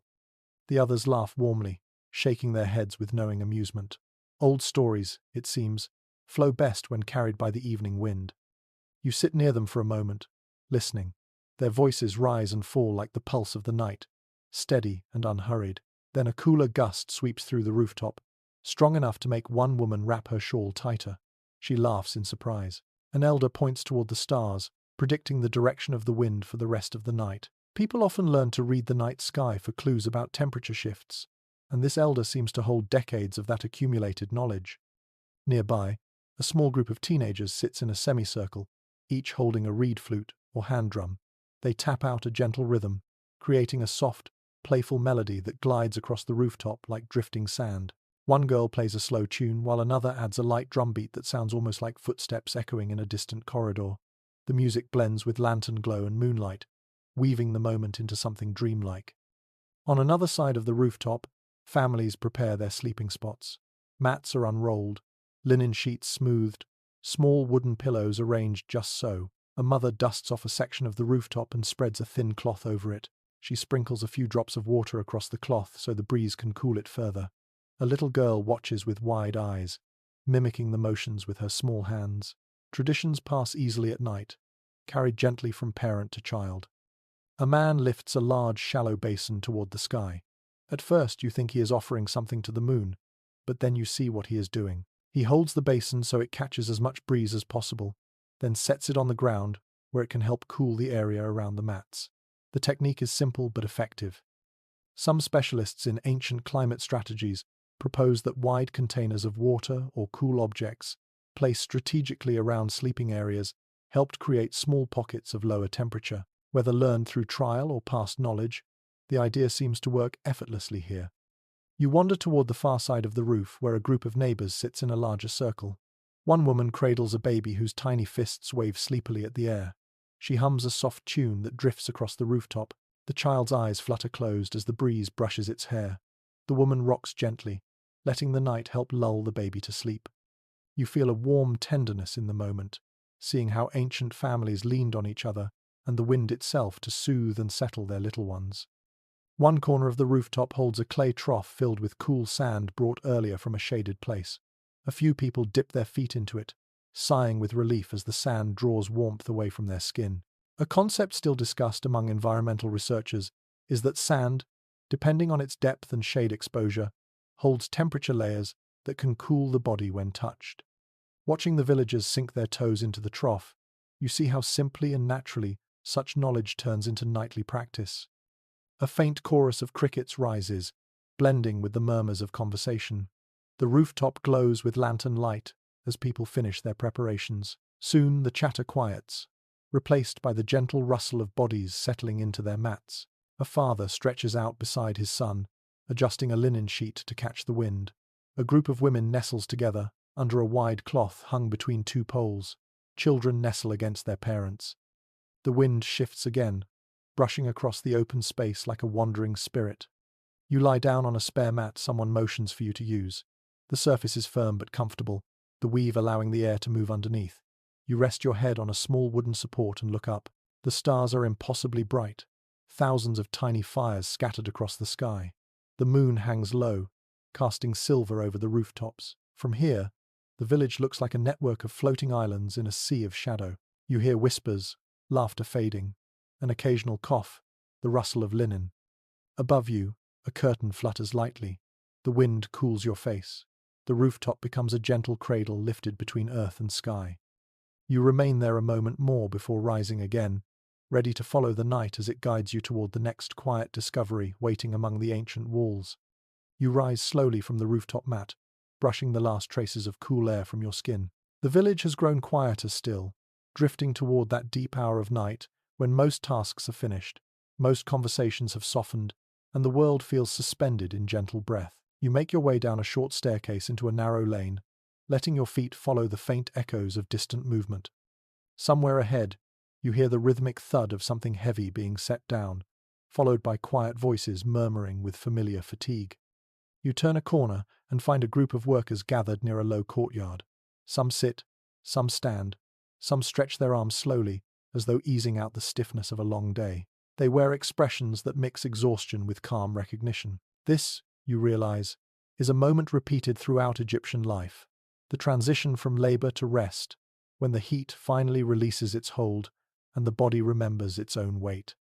You step closer, unnoticed for a moment, observing how each person settles into the coolness of the night. A point frequently echoed in studies of ancient labor patterns is that Egyptians often adapted their working hours around the sun. Heavy tasks began early at dawn, paused during the brutal midday hours, then resumed briefly before sunset. The night, therefore, became essential not just for sleep, but for recovery, socializing, and resetting the rhythms of the body. The workers before you embody this balance perfectly, stretching out sore muscles as the desert breezes smooth the heat away. You watch as a man leans against a mud-brick wall, his chest rising and falling in long, steady breaths. He wipes his brow with a strip of linen and glances upward, as if surprised by the gentle wind brushing his face. A young woman sits nearby grinding grain in a small quern, not for work but for the evening meal. Even though the hour is late, her motions remain methodical. She pauses only to fan herself with a reed mat, inviting the moving air across her shoulders. Near the center of the courtyard stands a simple wooden rack hung with wet cloths. A woman dips cloths into a shallow bowl of cool water and drapes them across the top rail. The air passing through the courtyard catches on the damp cloth, creating a cool draft. A little boy runs beneath the cloths repeatedly, laughing as the moisture cools his hair. Observers of everyday life often note that such simple cooling tricks became nightly rituals, particularly in homes where people returned from heavy labor. You step farther in and see a group of men rolling large woven baskets toward a shaded alcove. Their movements are slow but deliberate. They speak softly as they work, perhaps discussing tomorrow's tasks or the state of the fields near the river. After placing the baskets in the alcove, one man sits on a low stool and massages his calves with oil scented faintly of juniper. A lesser-cited detail from ancient medical papyri mentions mixtures like this being used to ease muscle tension and promote rest after strenuous work. Watching him fold his fingers firmly into the sore muscles of his legs, you sense the relief. Another worker sits with her back against a raised platform, shifting the weight of her body until she finds a cooler spot along the wall. She closes her eyes and lets the breeze slip through the courtyard. The wall has released most of its stored heat by now, leaving smooth patches of cool clay. She tilts her head back, resting against one such patch, and exhales with a long, grateful note. These moments of finding coolness in familiar corners reveal just how deeply people learn to read their environment. You follow a narrow corridor leading away from the courtyard and stumble upon a workshop where late-night weaving continues. A young man sits before a simple loom, his hands moving steadily as he works to complete a cloth ordered earlier that day. Though tired, he appears calm. The loom sits beneath an open window, angled perfectly to catch the breeze. Each time the wind slips through, the threads quiver. He pauses to let the coolness wash across his face before continuing. Some researchers mention that nighttime work, particularly fine textile weaving, was common for those who preferred to avoid daytime heat or needed uninterrupted quiet. Beside him, an older woman smooths a large mat across the floor. She pats it down, testing the surface, then sprinkles tiny droplets of water across its edge. When she sits down, she positions herself so that any breeze entering the room will first cross the dampened mat, cooling the airflow as it reaches her. The subtlety of this setup amazes you. Even the placement of mats can shape the comfort of the night.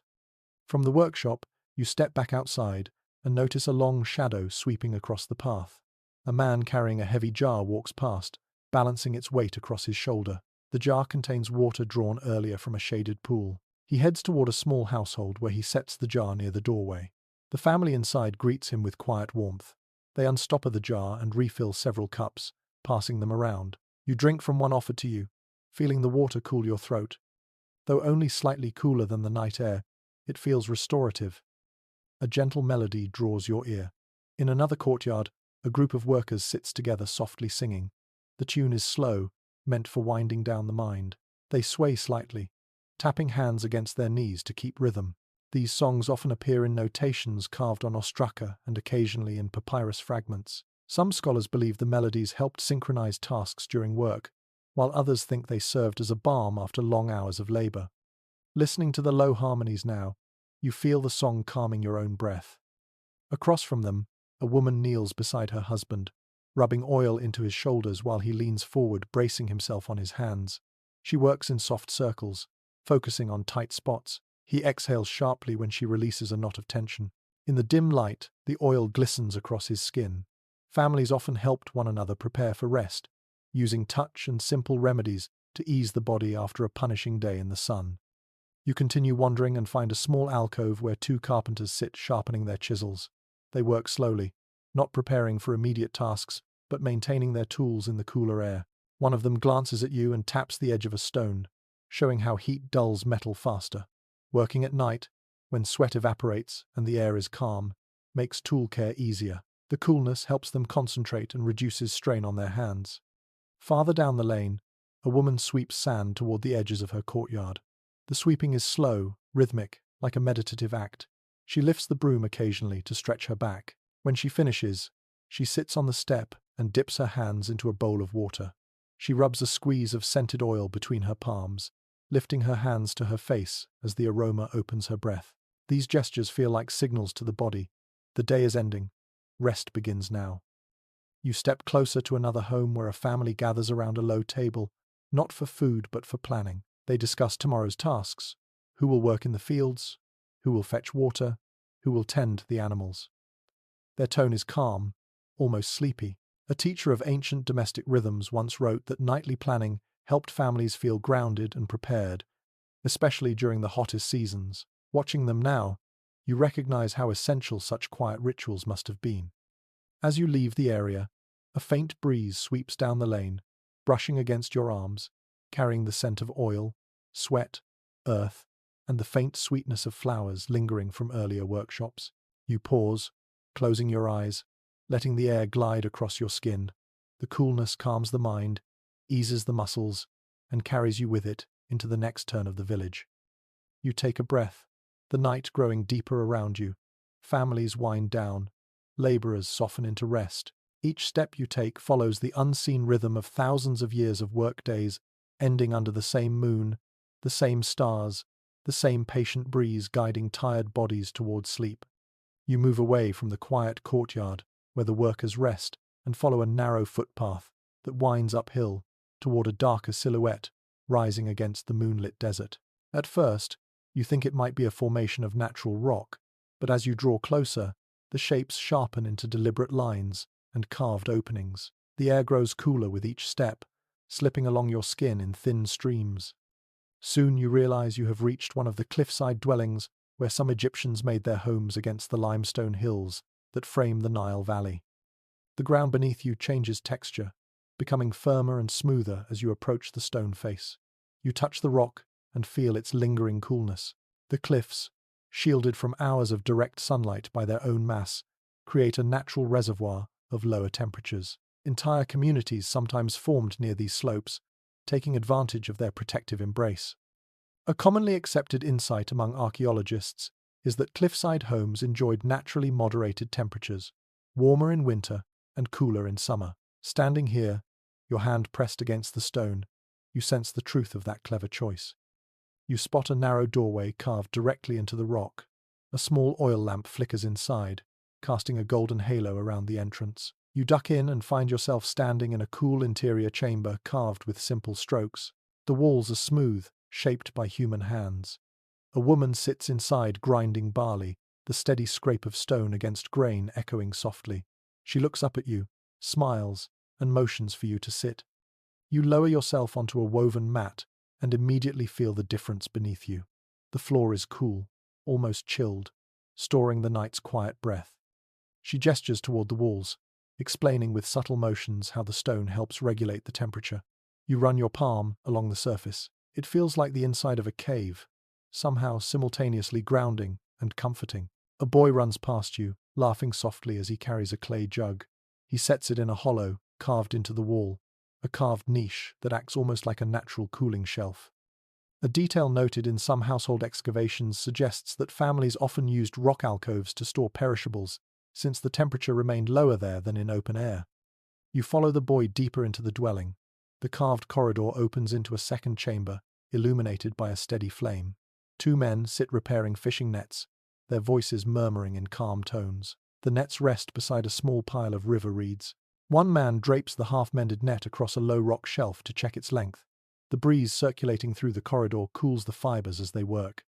He gestures at the air and speaks of how wind flows differently along stone compared to open sand. Observers of ancient daily life sometimes note that people living near cliffs became skilled at reading air patterns, using shadows and dust trails to predict cooling currents. You continue walking and reach a ledge where the dwelling opens directly onto a steep drop. A simple railing made of bound branches guards the edge. From here, the entire village below looks like a quiet constellation of lanterns drifting across the desert floor. You lean forward slightly and the wind rolls upward from the valley, brushing your face with surprising coolness. The cliffs channel the breeze in steady upward drafts, creating natural ventilation for the people who live here.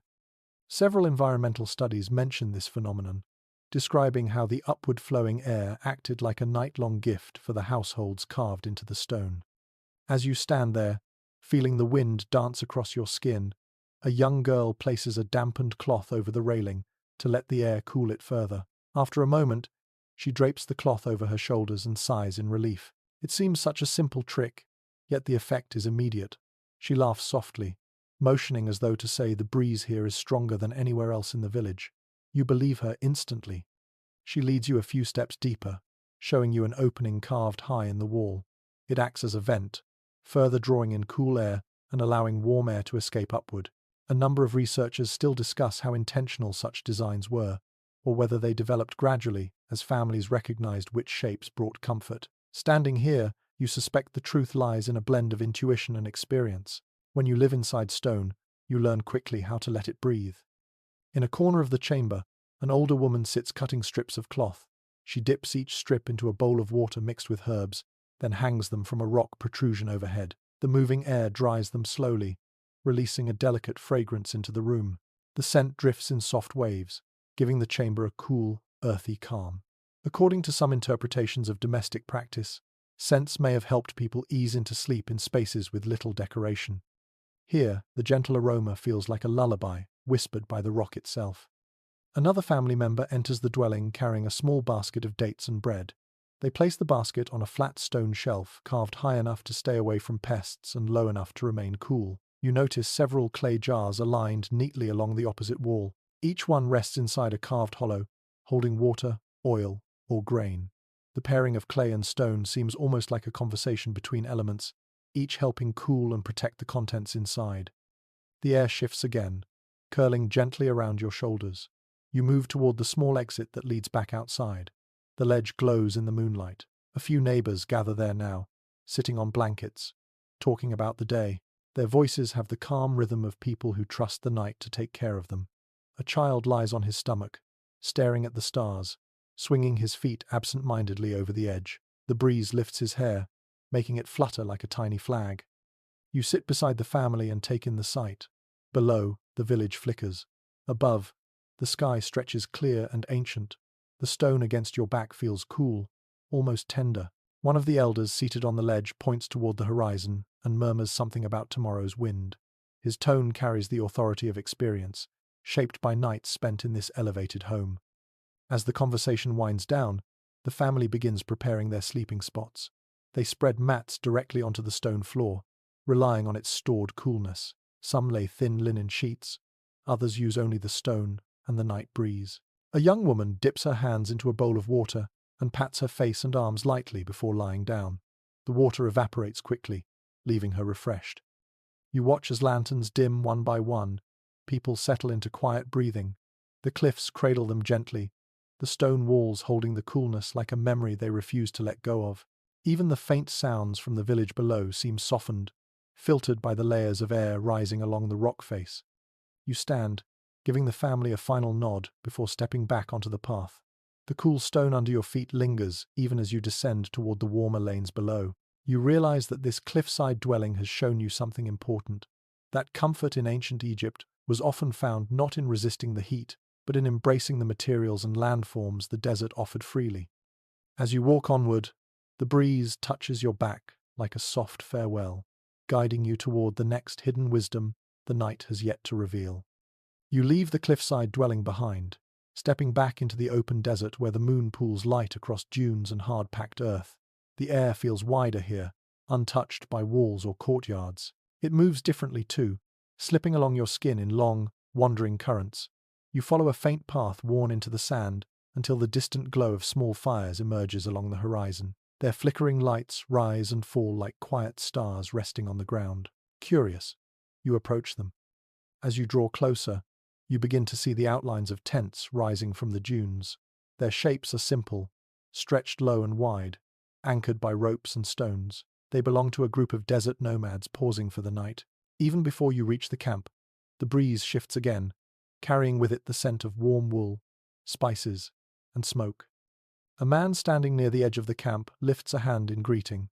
His posture is relaxed, his clothes loose and flowing, designed to protect his skin by day and release heat by night. You notice immediately how comfortably he stands in the open air, as though the temperature does not trouble him at all. Many anthropological studies highlight the nomad's intimate understanding of desert cooling, born from generations of observation and adaptation. Watching this man, you can sense the depth of that familiarity. He gestures for you to follow him into the camp. You step across the sand, noticing how the tents are positioned. Each one faces the direction of the evening winds, angled so that the breeze funnels straight through the open flaps and out the opposite end. The arrangement looks effortless, yet the effect is striking. Even from outside, You can feel the airflow weaving through the camp, smoothing the night's warmth into something bearable. A woman sits beside one of the tents, weaving a mat from coarse plant fibers. She dips the fibers into a small bowl of water before working them into place. The moist strands release a faint coolness as she bends and ties them. She offers you a smile, then lifts the mat to show how its open weave allows air to pass freely beneath the sleeper. A detail often noted by field researchers traveling with nomadic groups is that their bedding is intentionally airy, designed to lift the body away from the heated sand. Across from her, a group of children plays with a simple ball made from bundled cloth.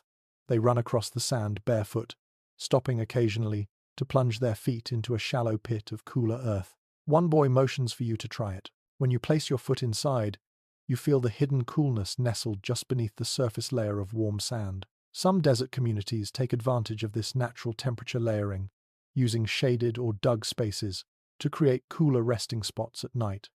You continue into the camp, passing a low tent where several people sit together sharing a meal. They dip dried bread into a bowl of lentils and roasted herbs, eating slowly and talking in soft tones. The tent's entrance flaps sway with each breeze, guiding air through the shaded interior. A woman lifts a linen cloth and hangs it across one opening, dampening it lightly with water. The breeze passing through the cloth turns noticeably cooler. She laughs when you react to the sudden chill, and she shows you a small jug of water she keeps solely for refreshing the cloth during hot evenings. Inside another tent, a man reclines on cushions stuffed with soft desert grass. He gestures for you to enter. When you kneel, you feel the faint coolness beneath the cushions. He lifts one edge, revealing a layer of woven reeds placed over the sand. These reeds act as a buffer, preventing the day's trapped heat from reaching the sleeper. A few specialists who have lived among nomads describe similar setups, explaining how natural materials help moderate temperature better than heavy fabrics. The man reaches for a leather pouch and offers it to you. Inside is a mixture of crushed herbs used to freshen the body and mind. He rubs some on his wrists, then motions for you to do the same. The scent rises gently, cool and crisp, clearing your senses. He leans back, eyes half closed, letting the breeze carry the fragrance across his skin. The simplicity of the moment reminds you that cooling is often found not in objects, but in sensation, in the little rituals that reconnect the body with its environment. As you leave the tent, you notice a cluster of animals resting nearby. Several goats lie in the sand, their bodies turned to face the wind. A camel sits with its long neck stretched toward the breeze, eyelids drooping in contentment. The nomads seem to have arranged their sleeping area alongside their animals, not separating the two worlds. They observe how the creatures position themselves, how they seek airflow, how they choose the coolest patches of sand. A number of desert studies point out that nomads often take cues from their animals, whose instincts for comfort in extreme heat are finely tuned. A young woman sits by the fire, grinding something in a small stone bowl. When she sees your curiosity, she offers the bowl for you to smell. The mixture contains crushed leaves and seeds known for their cooling fragrance. She sprinkles the blend into a clay dish, then places it inside the tent where its aroma gently spreads. According to oral traditions still preserved among modern desert people, certain scents calm the body enough to help it release heat more effectively. You breathe it in, feeling the cool undertone ripple through you.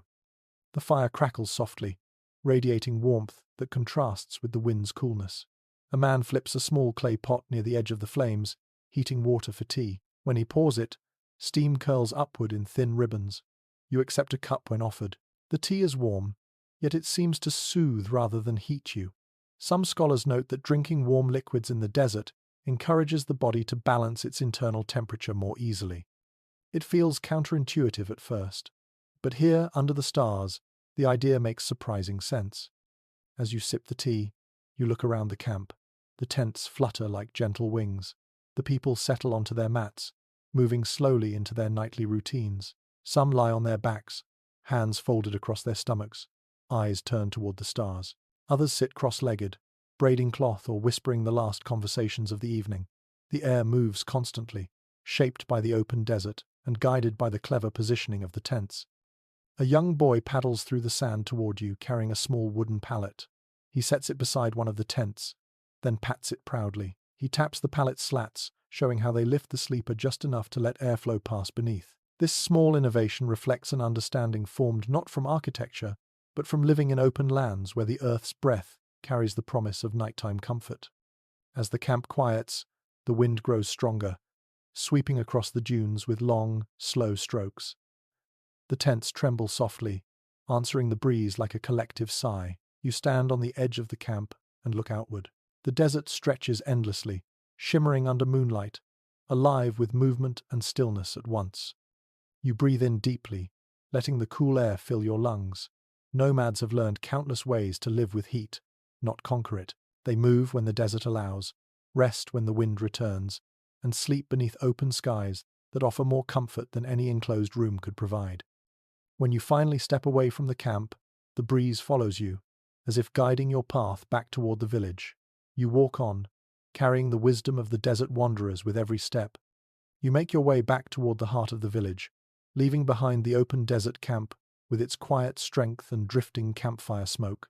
As you approach the clustered homes once more, the lanes widen slightly, the walls grow taller, and the faint glow of finer oil lamps begins to shimmer through carved windows. A different rhythm fills the air here. Softer footsteps, quieter voices, an unhurried confidence. You have entered the quarter where the wealthier families live, those whose resources allow for a few additional comforts on nights when the heat presses down like a heavy blanket. The first home you pass is surrounded by a low wall adorned with smooth tiles. The gate stands open, revealing a courtyard lit by several tall lamps. You step inside, guided by a servant who nods in greeting. Immediately, you sense the difference. The air feels cooler, shaped not only by clever design but by resources that let the residents cultivate extra layers of comfort.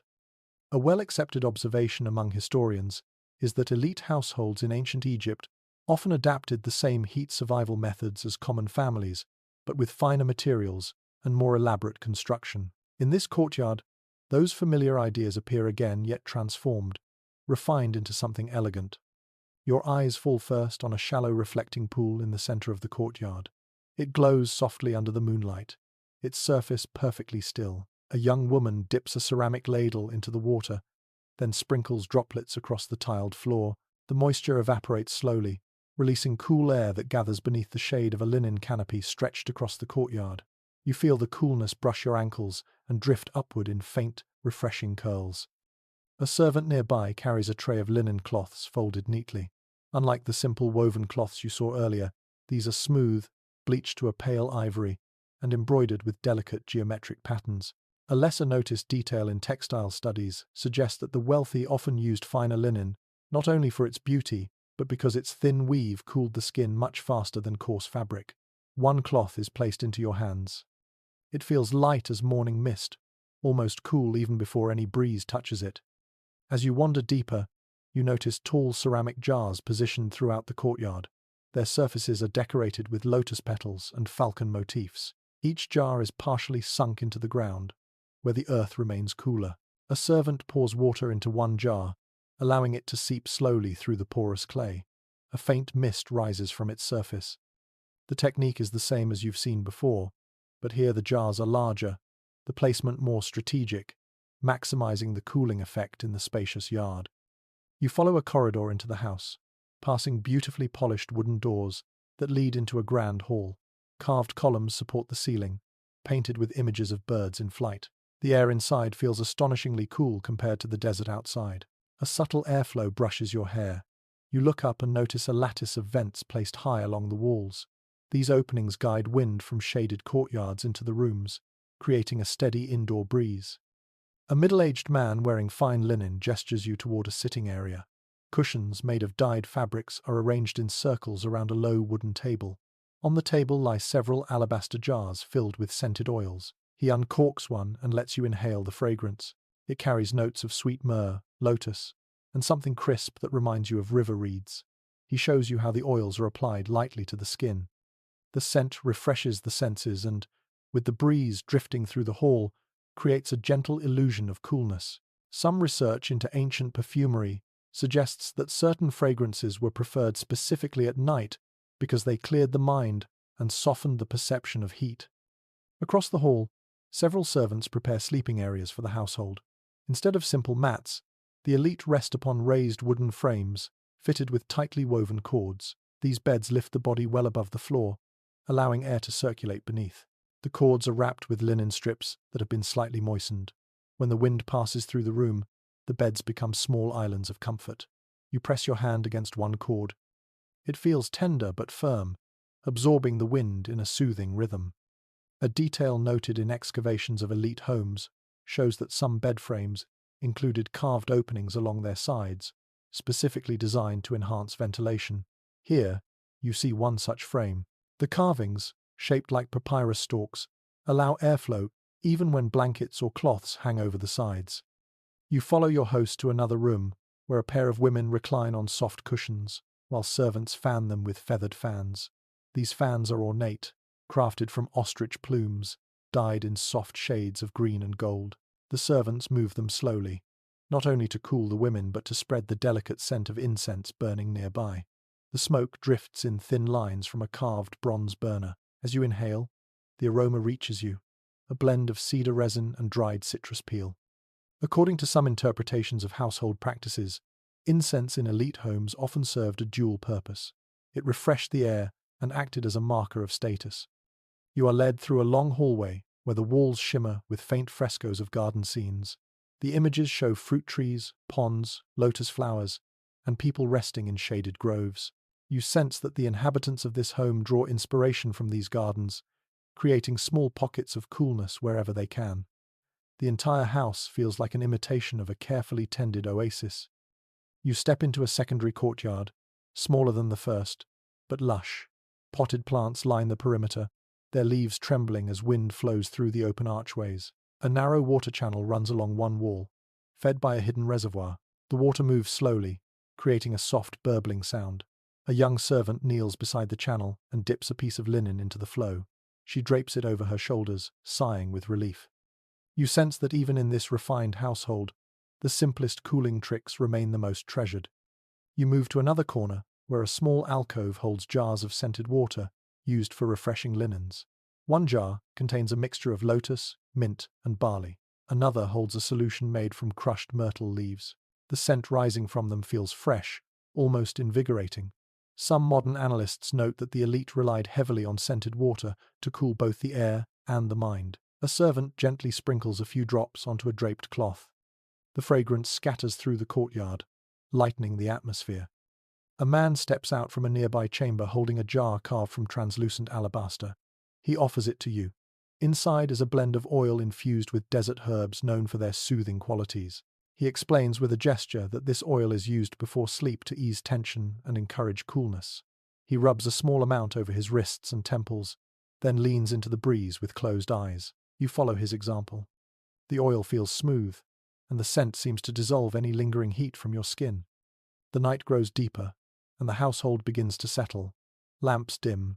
The breeze continues to drift through elegant halls. Servants finish their tasks, securing jars, folding cloths, and smoothing the sleeping cushions.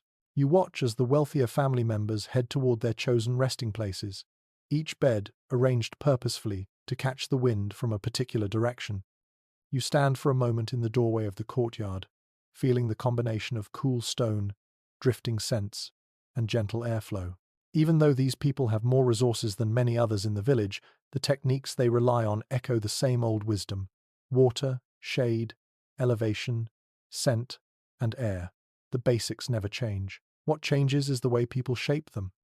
You leave quietly, stepping back into the warmer night outside the walls. The elite household fades behind you, its lamps glowing softly like stars trapped in clay. Ahead, the village hums with quieter tones. You walk on, carrying the scent of lotus and desert herbs in your hair. A new corner of the night awaits, ready to show how the youngest among them found sleep in this world of heat. You leave the quiet elegance of the elite quarter behind and slip once more into the simpler lanes of the village. The night has grown softer now, its heat easing into a slow, steady warmth that feels almost affectionate. You follow a faint trail of laughter, high-pitched and bright, drifting through the shadows like fireflies. As you turn a corner, you come upon a small courtyard filled with the gentle chaos of children preparing for bed. A mother sits on a woven mat with her daughter curled in her lap. She combs the child's hair with slow strokes, spreading a tiny amount of scented oil through the strands. The girl hums sleepily, leaning into her mother's hands. A widely acknowledged insight among historians, is that children in ancient Egypt followed bedtime routines similar to adults, but gentler, simpler, and filled with rituals meant to comfort the body against the relentless heat of the day. You approach the courtyard, and a father beckons for you to enter. He sits with two young boys who are fanning themselves with small reed fans. The boys wave the fans enthusiastically, pretending they're controlling the wind like little sorcerers. Their father laughs and joins them, sweeping his own fan through the air in exaggerated motions. Even in the warm night, their playfulness adds a lightness to the scene.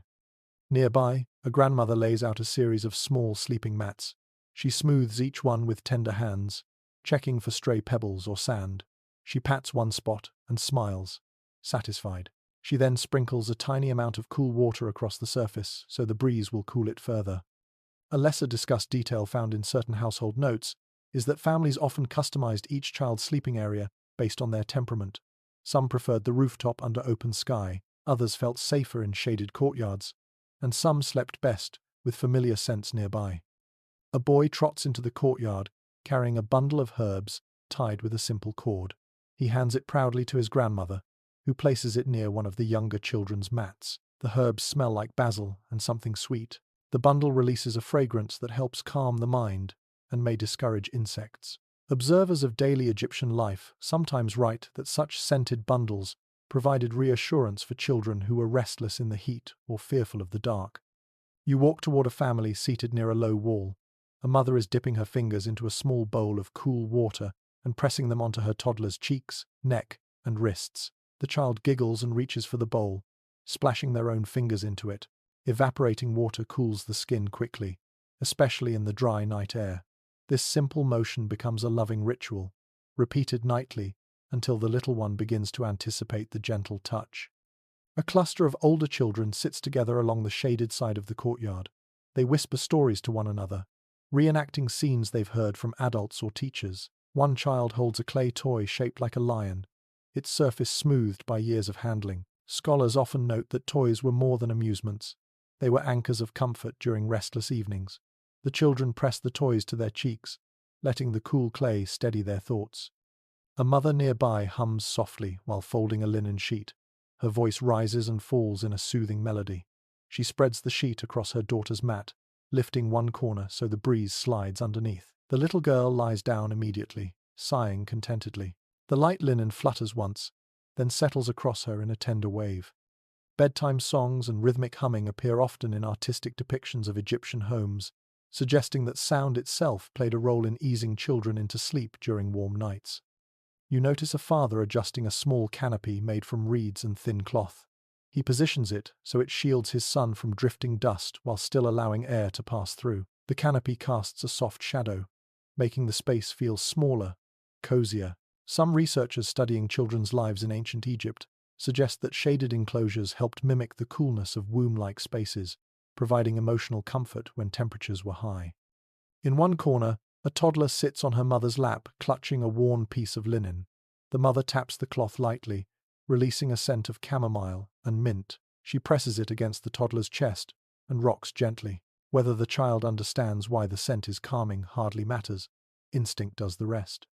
You move closer to another family arranging mats along a rooftop ladder. They are preparing to climb up for the night. The youngest hesitates at the first rung, clinging to his sister's hand. She reassures him with a small gesture, pointing upward at the sky. She explains that the stars are cooler than the ground. She taps his nose, and he laughs, letting go of his fear. Some modern scholars still debate whether bedtime explanations like these were rooted in scientific understanding or comforting metaphor. Watching this family, the distinction feels unimportant. What matters is the bond formed in the shared ritual. You follow them up the ladder to the rooftop. Once there, you see several families already settling in. Children curl beside their parents, wrapped loosely in thin linen sheets. A warm breeze sweeps across the rooftop, stirring hair and fabric. You spot one child lying on her back, counting stars with slow, sleepy motions of her fingers.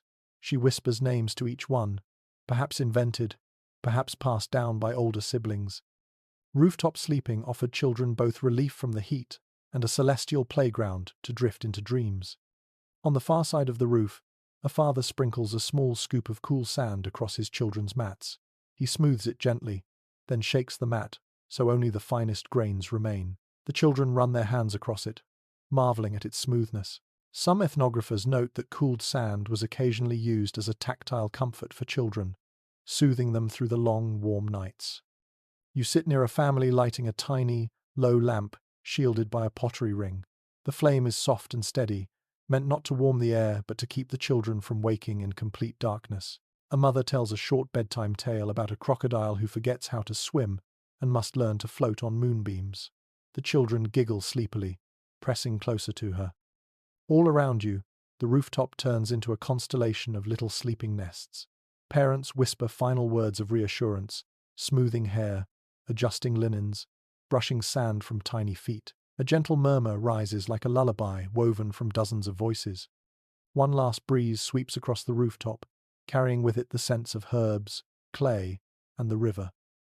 You watch as eyelids flutter closed, tiny chests rise and fall, and restless bodies go still. The night folds around them like a soft, warm cocoon. As you step quietly away from the rooftop, you realize you have witnessed something universal. No matter the era, or the heat, or the desert's demands, bedtime for children remains a ritual of tenderness, comfort, and whispered safety. And in this ancient world, the night wind becomes a loving guardian, easing little dreams into motion beneath the stars. You descend slowly from the rooftop where the children have drifted into sleep, returning to the lanes wrapped in deep, settled quiet. The night has reached that still hour when even the warm air seems to pause and listen. You follow a faint glow ahead, noticing a cluster of white-robed figures moving in and out of a large rectangular building. Their footsteps are soft, measured, and purposeful. As you draw closer, the scent of incense begins to seep into the air, mingling with the desert breeze. You have reached the dwelling of priests, a place where night rituals weave themselves gently into the fabric of sleep. You step into a shaded forecourt and feel an immediate shift in the atmosphere. The coolness here is more pronounced, shaped not only by stone and shadow but by intention. A widely referenced observation in studies of temple communities is that priests lived in spaces built to preserve calm. The rooms were arranged to catch the quietest breezes, store the deepest coolness, and provide refuge from the day's burning sun. Standing here, the truth settles around you like a soft cloak. A young priest carrying a clay bowl nods in greeting. The bowl contains water mixed with herbs crushed into a faint green tint. He pours a little onto the ground outside the entrance, letting it soak into the packed earth. When the breeze passes over it, you feel the subtle coolness rising, spreading like a whispered blessing.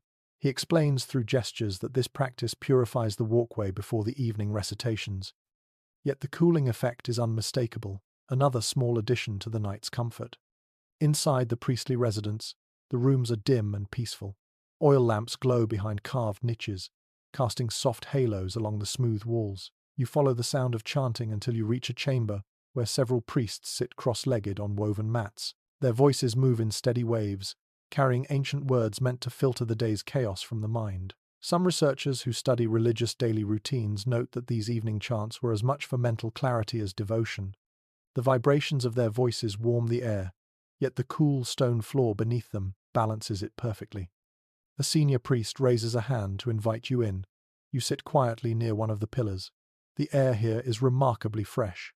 A small opening high in the wall guides wind into the chamber, funneling it downward. The breeze catches the incense smoke, twirling it into elegant spirals before allowing it to drift toward a carved exit vent. You watch the air move as though it has been trained. Some historians still discuss whether such airflow systems were intentional engineering or the result of long practice with stonework.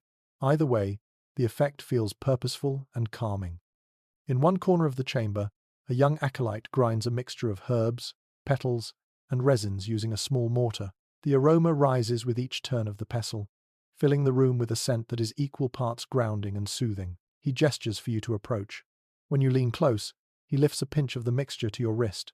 The fragrance settles over your skin in a delicate wave. He explains, through simple hand motions, that priests apply this blend before sleep to ease the breath and steady the heartbeat. The scent lingers in the air, cool and earthy. You are guided into a second chamber where several priests are preparing their sleeping spaces. Instead of simple mats, they arrange raised wooden platforms, lightly padded with woven reeds.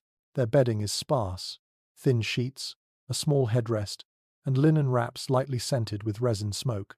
The platforms are positioned to face an open courtyard. When the breeze flows through the corridor, it passes directly across the sleepers' bodies. One priest adjusts the angle of a cloth hung over the doorway, ensuring the air enters in a smooth, gentle current. A lesser-known insight from studies of religious households suggests that priests maintained stricter nighttime routines than ordinary families. They avoided heavy blankets, preferred thin garments, and often slept in airy rooms with minimal clutter so that airflow could pass freely. Watching them now, laying out their bedding with deliberate caution, you sense how disciplined their relationship with comfort must have been. In another corner, two priests sit beside a shallow stone basin half filled with water. They dip linen strips into the basin and place them across their forearms and necks. The water cools quickly in the night air, and the effect shows in their softened posture. One priest gently presses a damp strip to his forehead, then lays it across his sleeping platform. You notice that the linen is woven more finely than most others you have seen, shimmering faintly in the lamplight. According to some analyses of ritual textiles, certain linens used by priests were intended to retain moisture longer, prolonging the cooling relief. A quiet bell chimes somewhere deeper in the residence. The chanting subsides.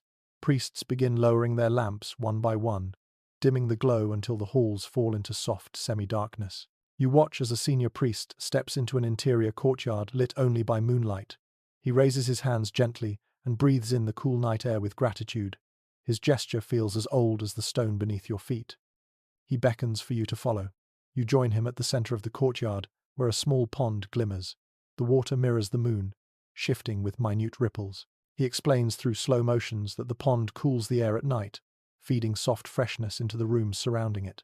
When he invites you to dip your hands, you do so. The water is cool enough to make you pause.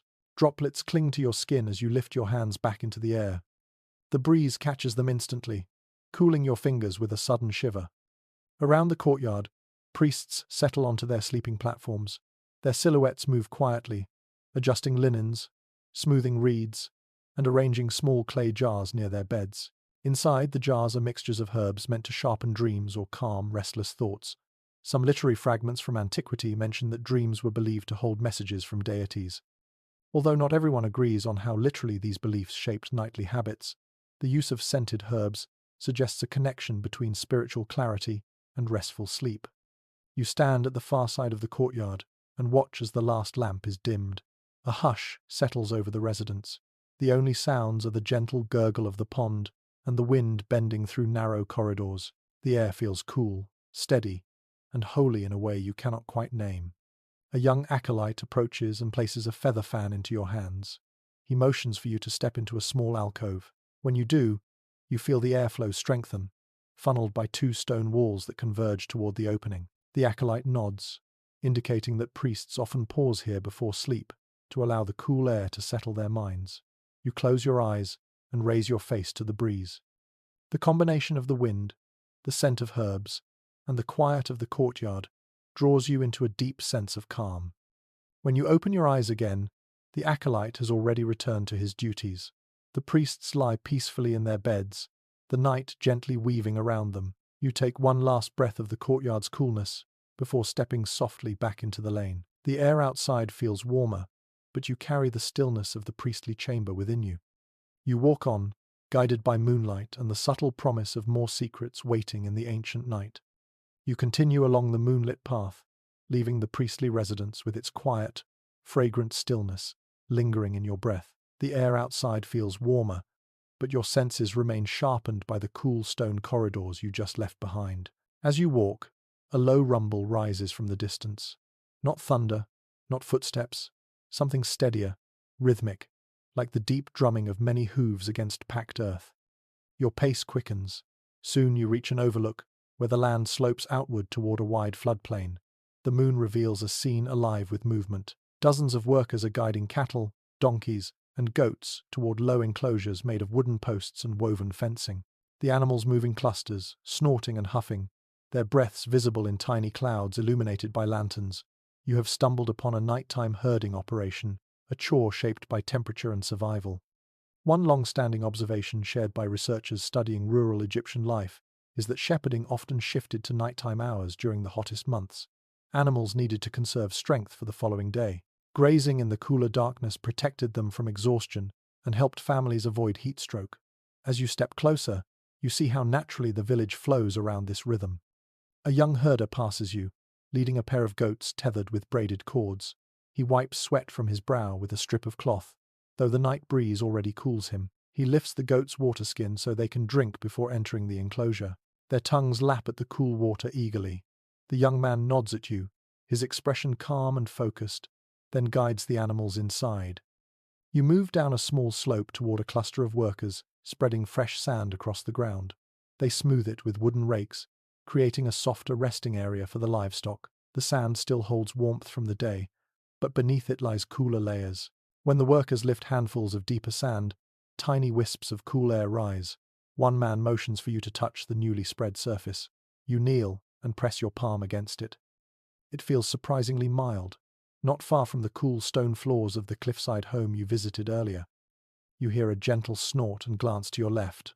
A woman is brushing a donkey's coat using a coarse reed brush dipped in a basin of water. She runs the brush along the donkey's neck, down its flank, and across its hind legs.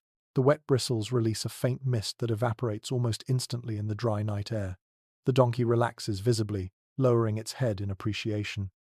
Some specialists who study ancient animal care suggest that this simple cooling method helped maintain the animal's strength for work the following morning. A small group of children stands near a fenced area, tossing bundles of dry grain leaves over the enclosure. They laugh as the animals nibble eagerly. The children occasionally run to a large clay jar positioned nearby. The jar sweats with moisture, indicating it is filled with cool water.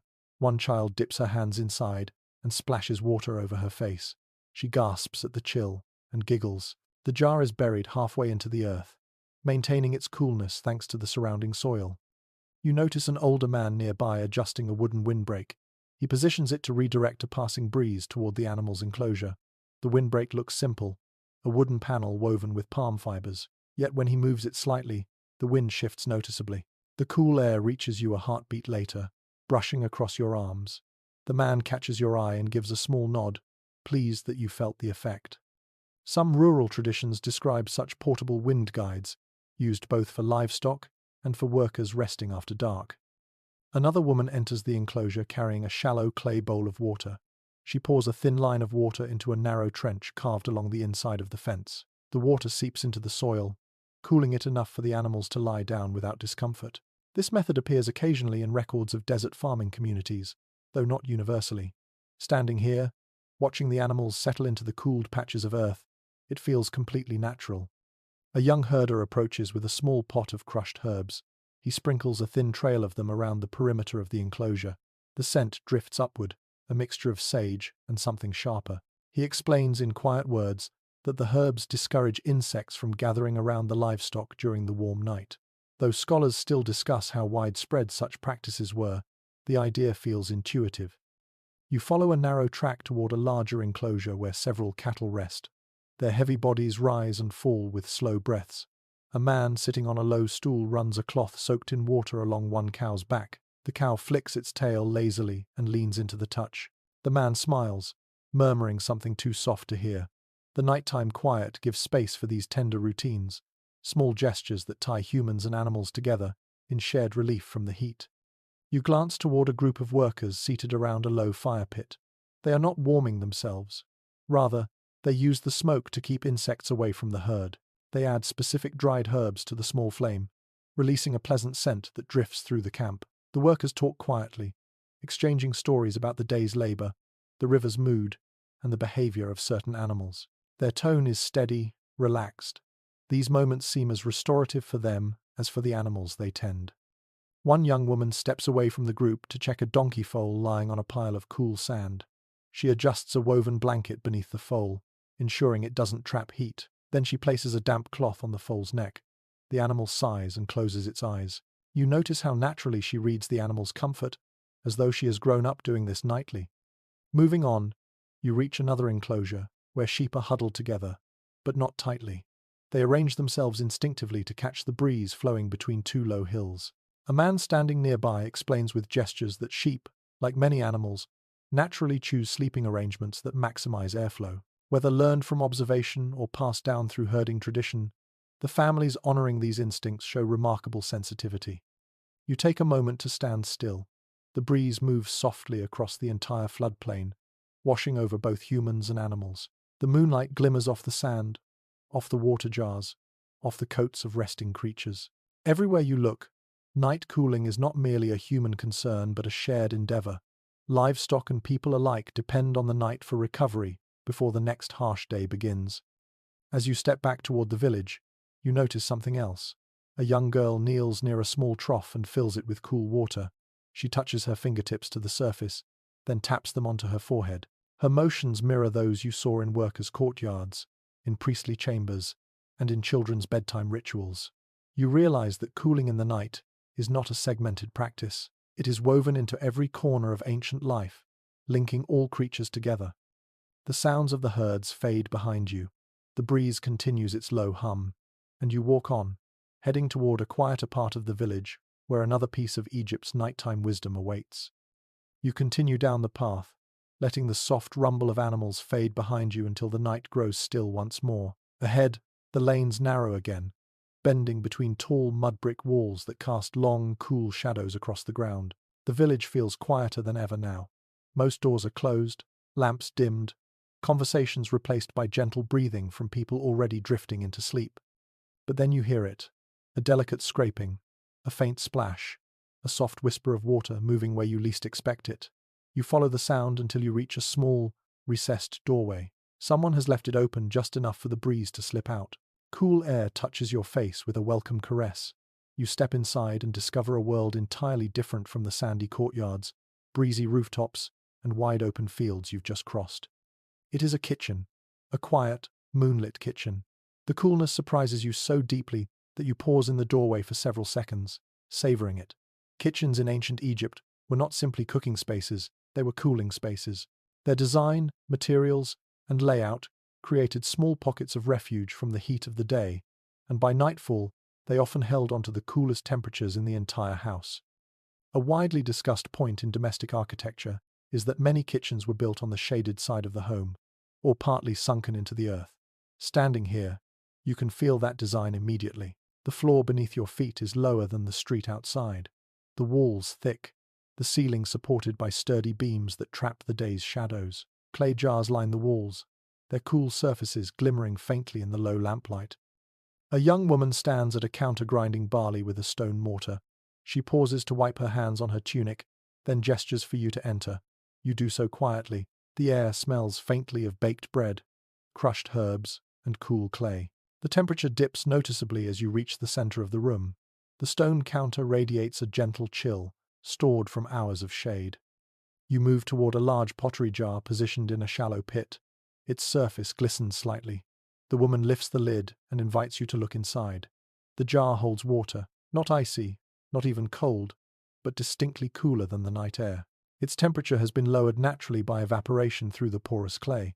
She dips a ladle into the jar and offers you a sip. The water tastes smooth, almost sweet. Your mouth relaxes instantly. A detail mentioned often in domestic studies is that kitchen storage jars were treasured not just for preserving food, but for cooling water without any mechanical means. In the corner of the room, a man kneels beside a clay oven shaped like an inverted bowl. Its surface is darkened with ash, but its interior is quiet now. The heat of the day has long since drained away. The man places his palm near the oven's mouth and nods in approval, satisfied that the temperature has finally dropped. He then places a bundle of vegetables inside to rest on the cooled floor of the oven. This method, used by many families, kept certain foods crisp through the night. The oven's thick walls acted like a natural insulation chamber, cooling from within when the fire was long gone. From another room, a grandmother enters carrying a basket of legumes. She sets it on a stone shelf embedded in the wall. You touch the shelf and feel a surprising coldness. She notices your reaction and laughs softly. She points upward, showing how the shelf sits where the breeze enters through a narrow slit.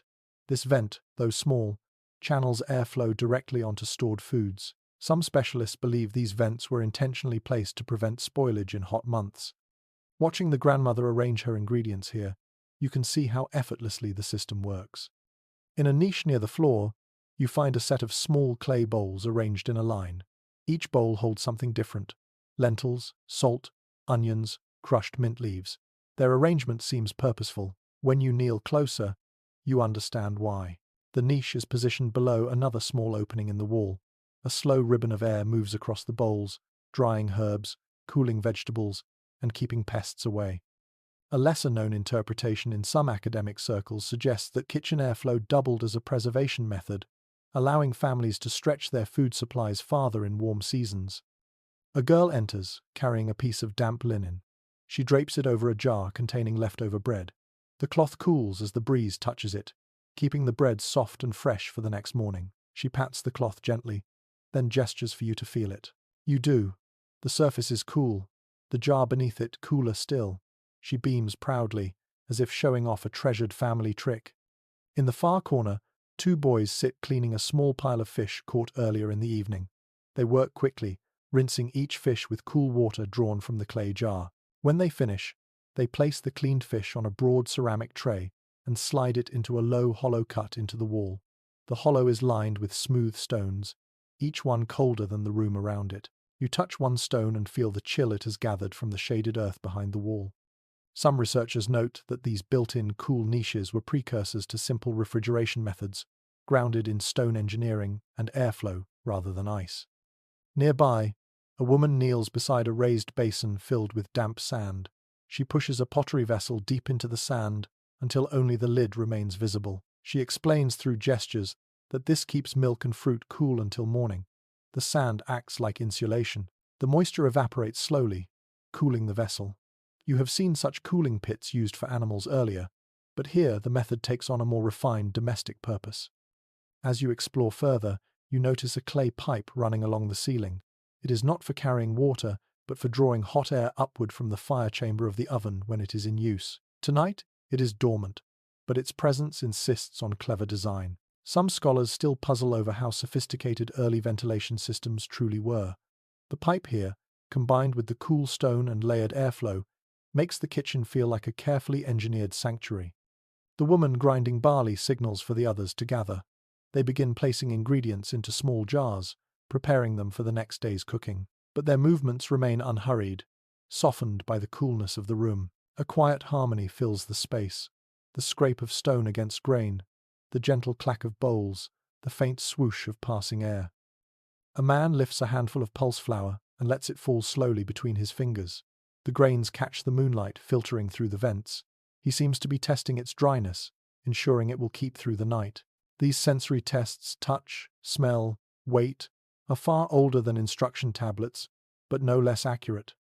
Before leaving, you pause near the doorway and watch the family continue their calm evening tasks. The kitchen, with its cool earth, porous jars, shaded walls, and gentle airflow, has become a haven. You understand why some families drift here before sleep, resting on mats placed near the cooler floor, allowing the night to settle into their bones. You step outside again, and the warmer night greets you gently. The coolness of the kitchen clings to your skin like a final blessing. You inhale deeply, ready to follow the next thread of the ancient night, now richer with the scent of grain, clay, and the faint memory of stone-born coolness. You leave the cool kitchen behind, stepping once more into the open night. The air feels warmer again, but now you recognize the heat for what it is, a companion, not an enemy. You have seen how every family, every priest, every traveler bends and shapes the desert's warmth into something livable. So when you notice a soft rustling ahead, mingled with slow footsteps and the quiet clatter of pottery, you follow it willingly, curious about who else might be awake at this late hour. You soon find yourself at the edge of another courtyard, this one deeper and more secluded than the others. A wooden ladder leans against the wall, leading up to a broad balcony lined with sleeping mats. A few dim lanterns hang from the railing, glowing like captured fireflies. You climb the ladder gently, guided by the flickering light. At the top, you discover a family of older villagers settling into their nightly routine. Several elders sit on low stools arranged in a wide semicircle. They speak softly to one another as they prepare for sleep. Their voices carry the weight of long experience, each tone slow and deliberate. A widely recognized insight among researchers who study aging in ancient Egypt is that older adults often held their own unique cooling rituals habits, sharpened by decades of living with the desert's extremes. Watching them now, you sense a peaceful mastery in every gesture. One man sits polishing a small wooden headrest, running a damp cloth along its curved surface. When he finishes, he sets it beside his mat and rests his hand on it, as though greeting an old friend. Headrests like this, carved with gentle arches, kept the neck lifted and the air flowing freely beneath the skull through the long, warm nights. He taps the wood lightly, pointing to the open space beneath. You nod in understanding. Elevation, airflow, and familiar comfort, all in one simple object. Beside him, a woman slowly unfurls a thin linen sheet. She pauses after each movement, allowing the breeze to pass through the fabric before lowering it further. The sheet ripples, capturing the night air. She smiles as she lets it settle onto her mat. Some scholars note that older Egyptians preferred lighter linens than the young, valuing fabrics that did not cling to the skin. Watching her smooth out the folds, you can see why. Even the slightest pocket of trapped air seems unwelcome. At the far side of the balcony, an elderly couple stands near a waist-high wall. They are placing a series of small, water-filled bowls along the ledge.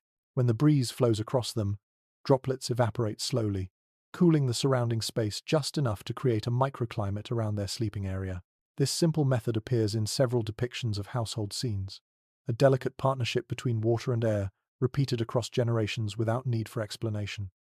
A younger family member, perhaps a grandchild, brings out a basket filled with smooth stones.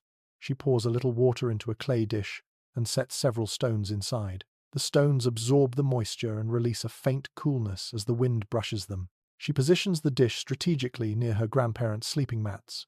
Some observers of ancient aging practices mention that elders often preferred cooling systems that could be refreshed easily and required little effort. This little dish seems to be exactly that. A gentle cough draws your eye. Another grandmother is sitting near a railing, tracing her fingers along a jar of scented oil. She opens the jar and dips a fingertip inside. The aroma that reaches you is soft and restoring, part lotus, part lemony herb, part something earth-like that you cannot identify.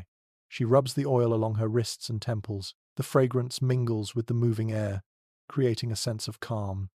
A lesser-known commentary from a few ancient sources suggests that scented oils used by elders served both for comfort and for cooling. Certain scents helped slow the breath, easing the body's response to heat. You watch her close the jar with careful hands. She then wraps a dampened cloth around it, preserving its coolness for the next night. These small, thoughtful habits weave together to form a gentle, nightly ritual, far different from the more energetic routines of younger families. A man seated nearby smooths a mat woven from palm fibers. He positions it carefully so that the breeze will strike it first before touching his skin. He tests the airflow by waving his hand lightly above the mat. When he finds the perfect angle, he settles down and sighs deeply. Some specialists in ancient climate habits suggest that elders often chose sleep locations based on years of learning where breezes gathered most reliably. Watching this man, you see the wisdom written into his motions. The conversation around you softens as more elders prepare to lie down. A woman ties a small pouch of dried mint leaves to the wooden post beside her mat. She presses it gently, releasing a faint fragrance. This small ritual, according to certain ethnographic parallels, may have been used to steady breathing or ease the warm tickle of nighttime air. The scent reaches you like a cool whisper. Another elder kneels near a clay pot buried partially in the floor. He removes the lid and inhales the faint coolness rising from within. Inside the pot are a few pieces of fruit resting on a layer of damp sand. He selects one piece, sets it aside, then covers the pot again. He gestures toward it with pride, explaining how the earth beneath the balcony holds onto the night's coolness longer than the open air. You imagine how many times he has described this trick to younger listeners, proud of knowledge shaped by memory. You wander across the balcony to an alcove draped in loosely woven cloth. Inside, an elderly woman sits cross-legged, sipping a warm drink from a clay cup. She waves you closer. When you smell the drink, you detect hints of chamomile and a subtle tang of a dried desert flower. She explains that drinking warm, herbal infusions before bed helps align the body with the night, rather than resist it. Several experts examining ancient medicinal practices mention similar techniques. A warm drink can calm the nerves and ease the mind into a restful state, even in the heat. She hands you a cup. You take a small sip. The drink warms your chest, but paradoxically, you feel your body relax, making room for the breeze to work more effectively. You thank her quietly and return the cup. The balcony begins to settle into silence.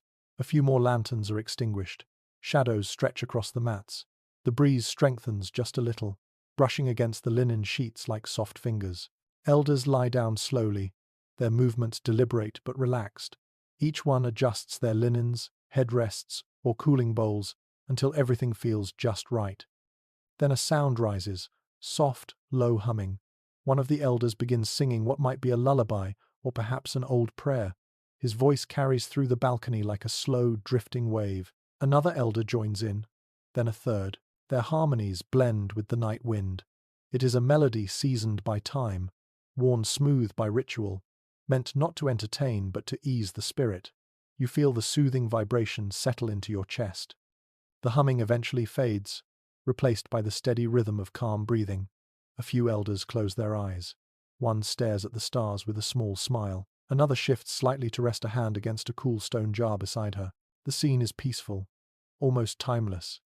You step away quietly, leaving the balcony filled with soft silhouettes. As you descend the ladder, the coolness clings to you like a gentle farewell. The elders' simple, refined rituals linger in your mind. They have shown you another face of the desert night, a version shaped by patience, adaptation, and the serene acceptance of warmth. You return to the lane below, ready for the night to offer yet another lesson from the ancient world. You leave the elders' balcony behind and follow a narrow alley that curves toward the outskirts of the village. The air shifts again the moment you step out from between the tall walls.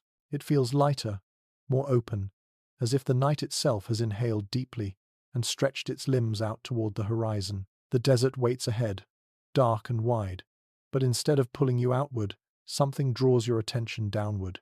A faint glow flickers near the ground, a small, steady flame. You follow it. Soon you approach a cluster of objects arranged carefully on a broad, flat platform of packed earth.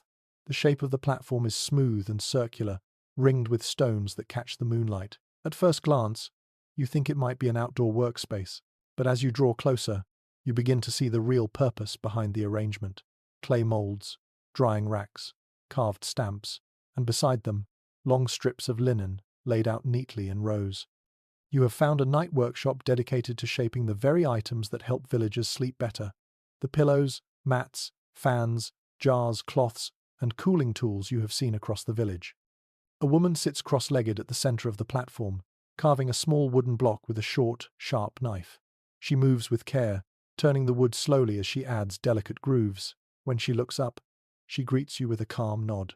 Her eyes sparkle with the kind of alertness that belongs to people who prefer working under moonlight instead of sunlight. Many artisans in ancient Egypt favored nighttime hours for certain tasks. The cooler air helped their hands stay steady, and the gentle light from oil lamps allowed them to focus without the harsh glare of the sun. She gestures for you to come closer.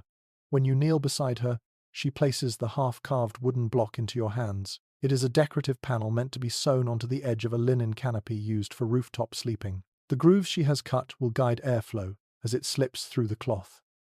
You run your thumb along the channels and feel how smoothly they are carved.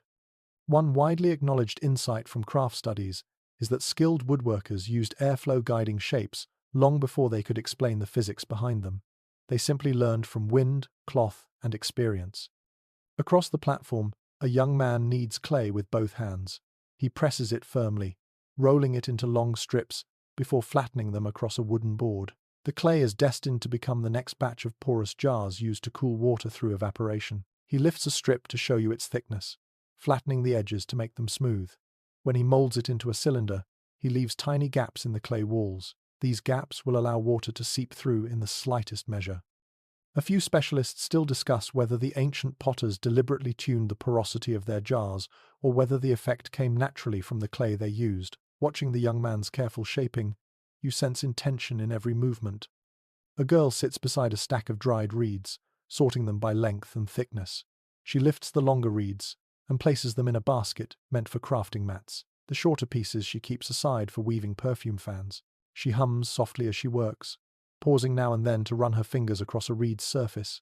She seems to understand each piece as though it carries its own story.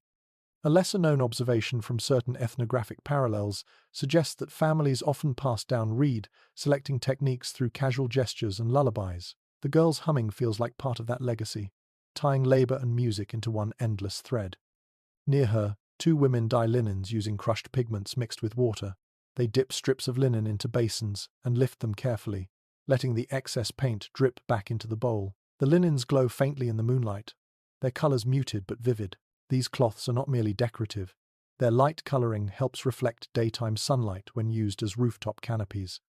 One scholar examining early textiles once speculated that dye patterns may have been chosen partly to encourage airflow perception. The idea remains debated, yet looking at the soft flutter of these linens, you can imagine how designs influence both mood and movement of air. On another side of the workshop, a man uses a smooth stone to polish the surface of a clay mold. He lifts the mold to the light and inspects it closely. This mold will shape the headrest supports used by families throughout the village.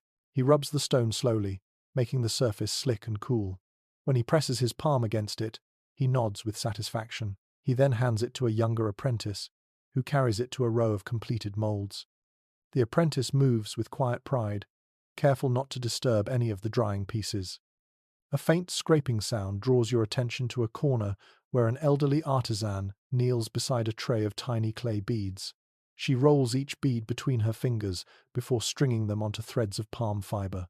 These strands will be sewn into sleeping mats to create a raised texture that keeps bodies slightly lifted above the heat trapped in the fibers. You watch her press a bead into place. Her fingers are steady despite their age. The beads clack gently as she sets them down.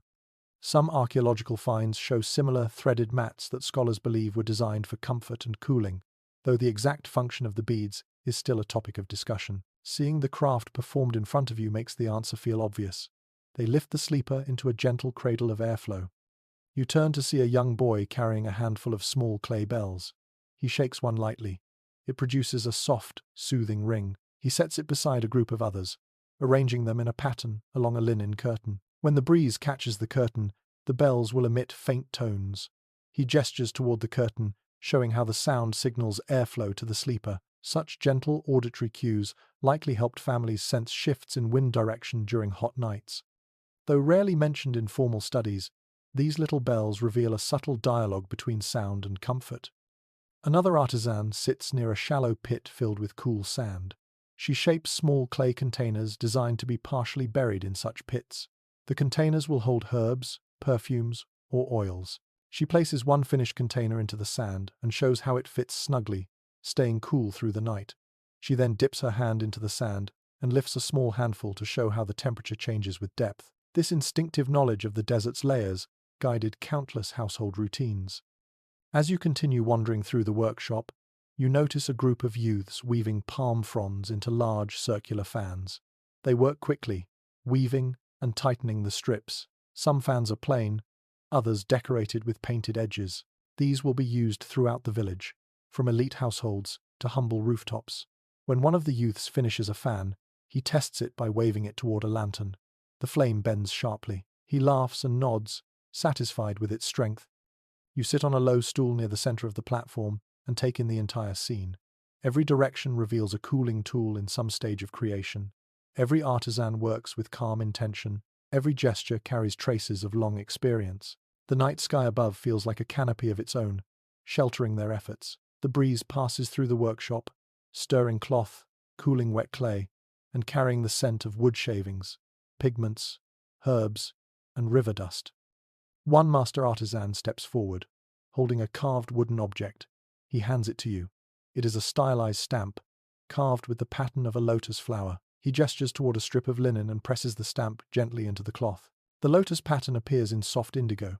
He explains through quiet gestures that stamped linens were sometimes laid over sleeping mats to mark them as gifts or to encourage pleasant dreams. The lotus, symbol of rebirth and calm, was a perfect motif for nighttime rest. A few artisans gather near a brazier to warm their hands after working with cool clay. They speak softly about airflow, about the strength of certain reeds, about which sandpits stay cool longest.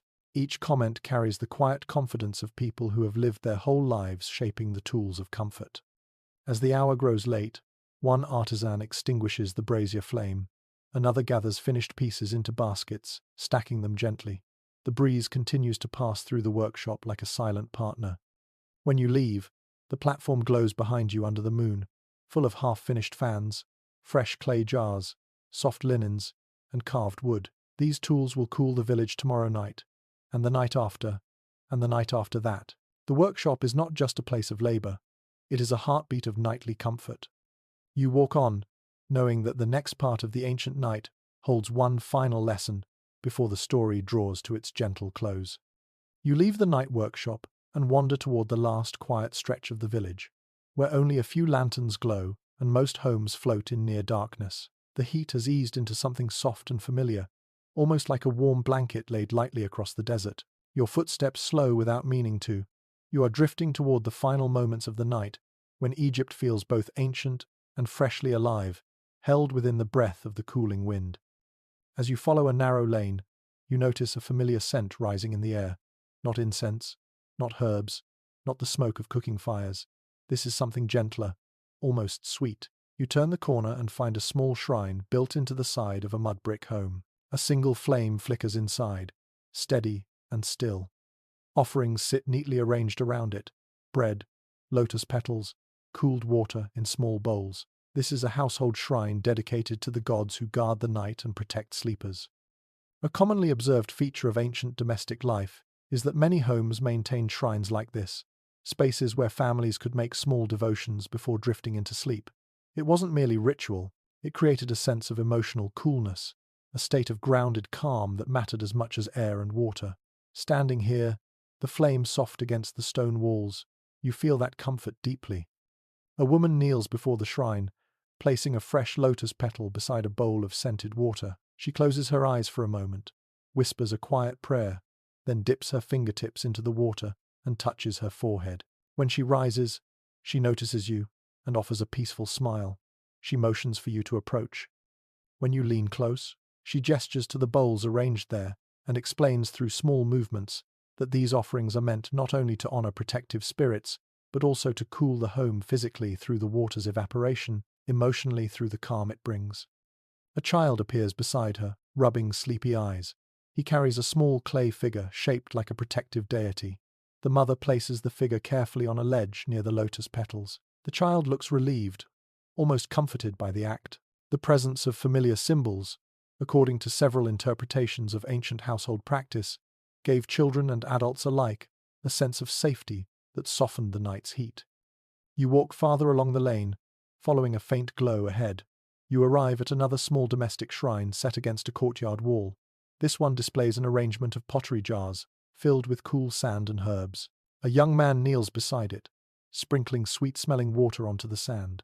As he does, the scent rises and the air around the shrine freshens. He holds his hands above the jars and breathes deeply, allowing the scent and the coolness to settle his thoughts.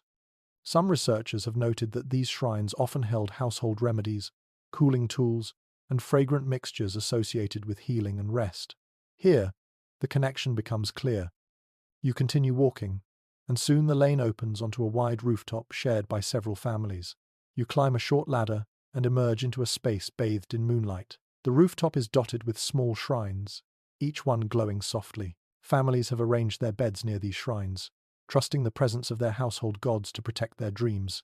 A soft breeze drifts across the open space, making the lantern flames tremble in slow rhythm. One man sits near the edge of the roof, dipping a brush into a bowl of scented water. He paints small symbols onto the stone railing, simple strokes forming shapes associated with protection or peace. When he finishes, he lifts the bowl to the breeze, allowing droplets to evaporate and cool the air around him. The scent follows in delicate waves. Some scholars still discuss how symbolic markings, cooling rituals, and spiritual gestures may have blended into one unified practice. Watching him work, it seems like the most natural thing in the world. Nearby, an elderly woman sits cross-legged before her household shrine. She hums a low tune while sprinkling herbs onto a small clay dish. The herbs release a faint aroma as they heat slightly under the lantern. She closes her eyes and lets the scent drift into the night. The tune she sings feels older than language, a rhythm that has echoed across rooftops for countless generations. You feel yourself swaying unconsciously to its gentle cadence. A family lies on their mats, heads resting on carved wooden supports. One child gazes at a tiny amulet hanging from the shrine beside them. The amulet swings lightly in the breeze. The child reaches out to touch it before closing their eyes. These little tokens, simple charms, favored stones, carved symbols, appear again and again in discovered household objects. They serve not only as spiritual tools but as anchors of comfort, easing the mind's restlessness in warm nights. You wander to another corner of the roof where a young woman lights a small lamp before sleeping. She places the lamp inside a shallow clay bowl filled with cool water. The reflected light dances across the water's surface, casting waves of moving brightness on the walls. She inhales softly, letting the shimmering effect lull her into calm. This practice, though not heavily documented, is described in some artistic depictions, hinting at a tradition of letting water and flame blend to soothe the senses. As the rooftop settles into quiet, you hear a series of soft clicks. A man is adjusting a set of tiny clay chimes hanging near the shrine. When the wind passes through them, they produce a faint, soothing music. He tilts them slightly so the breeze catches the chimes more directly. Their whispering tone mixes with the distant murmur of the Nile and the slow, steady breathing of families drifting into sleep. The combination feels like a lullaby for the entire village. You sit for a moment on a cool stone ledge and absorb the atmosphere. The shrines glow. The breeze moves. The families breathe together in unity with the desert. Every shrine holds an echo of the same intention: calm the mind, ease the heart, guide the body into rest. Cooling and comfort have always been physical needs, but here they blend with something deeper, an emotional and spiritual serenity that shapes the way people surrender to sleep. A final breeze sweeps across the rooftop, carrying the scent of lotus, cooled water, clay, and faint incense. You close your eyes, letting it wash over you. This is the culmination of everything you've seen tonight: rooftops that breathe, kitchens that cool, priests who quiet the air with ritual, artisans who craft comfort with their hands, villagers who trust the night to cradle them gently. You rise slowly, feeling the story settle like dust into your bones. The people of this ancient world sleep now, wrapped in simple linens, soothed by wind, cooled by the wisdom of countless generations. And the desert, still vast and fierce by day, becomes their ally by night. The lanterns dim, the village exhales, and you drift onward into the soft final breath of the story. The village grows distant behind you as you take a few slow steps into the open night, letting the last traces of lamplight fade into darkness. The sand under your feet feels warm but gentle now, like a memory softening as it drifts away. The breeze continues its steady wandering, no longer carrying the weight of stories, only the quiet hush of the sleeping desert. Each breath you take feels longer, smoother, as though time itself has slowed down to match your pace. The sky stretches wide above, a calm, endless canvas of silver stars that glimmer softly without demanding your attention. They seem to watch over you with a patient, ancient stillness. The rhythm of the night settles around you. The air presses lightly against your skin, neither warm nor cool, simply present. The faint scents of herbs, clay, and distant river water linger like a whisper, fading gradually with every step you take. You feel your shoulders relax, your thoughts quieten, your body grow heavier in the most comfortable way. The desert seems to breathe with you now. Each inhale draws in the calm of the night. Each exhale releases whatever the day has left behind. You feel a softness blooming inside you, like the night itself has opened a place where you can finally rest. As you listen, the silence becomes a lullaby, a gentle hum, a steady pulse that guides you toward the edge of sleep. Let the cool imaginations of ancient Egypt linger for just a moment longer. Let the breeze settle across your thoughts, smoothing everything into stillness. You are safe. You are carried. You are already drifting. Let the night hold you. Let your breath slow down. Let sleep rise softly like a tide. Sweet dreams.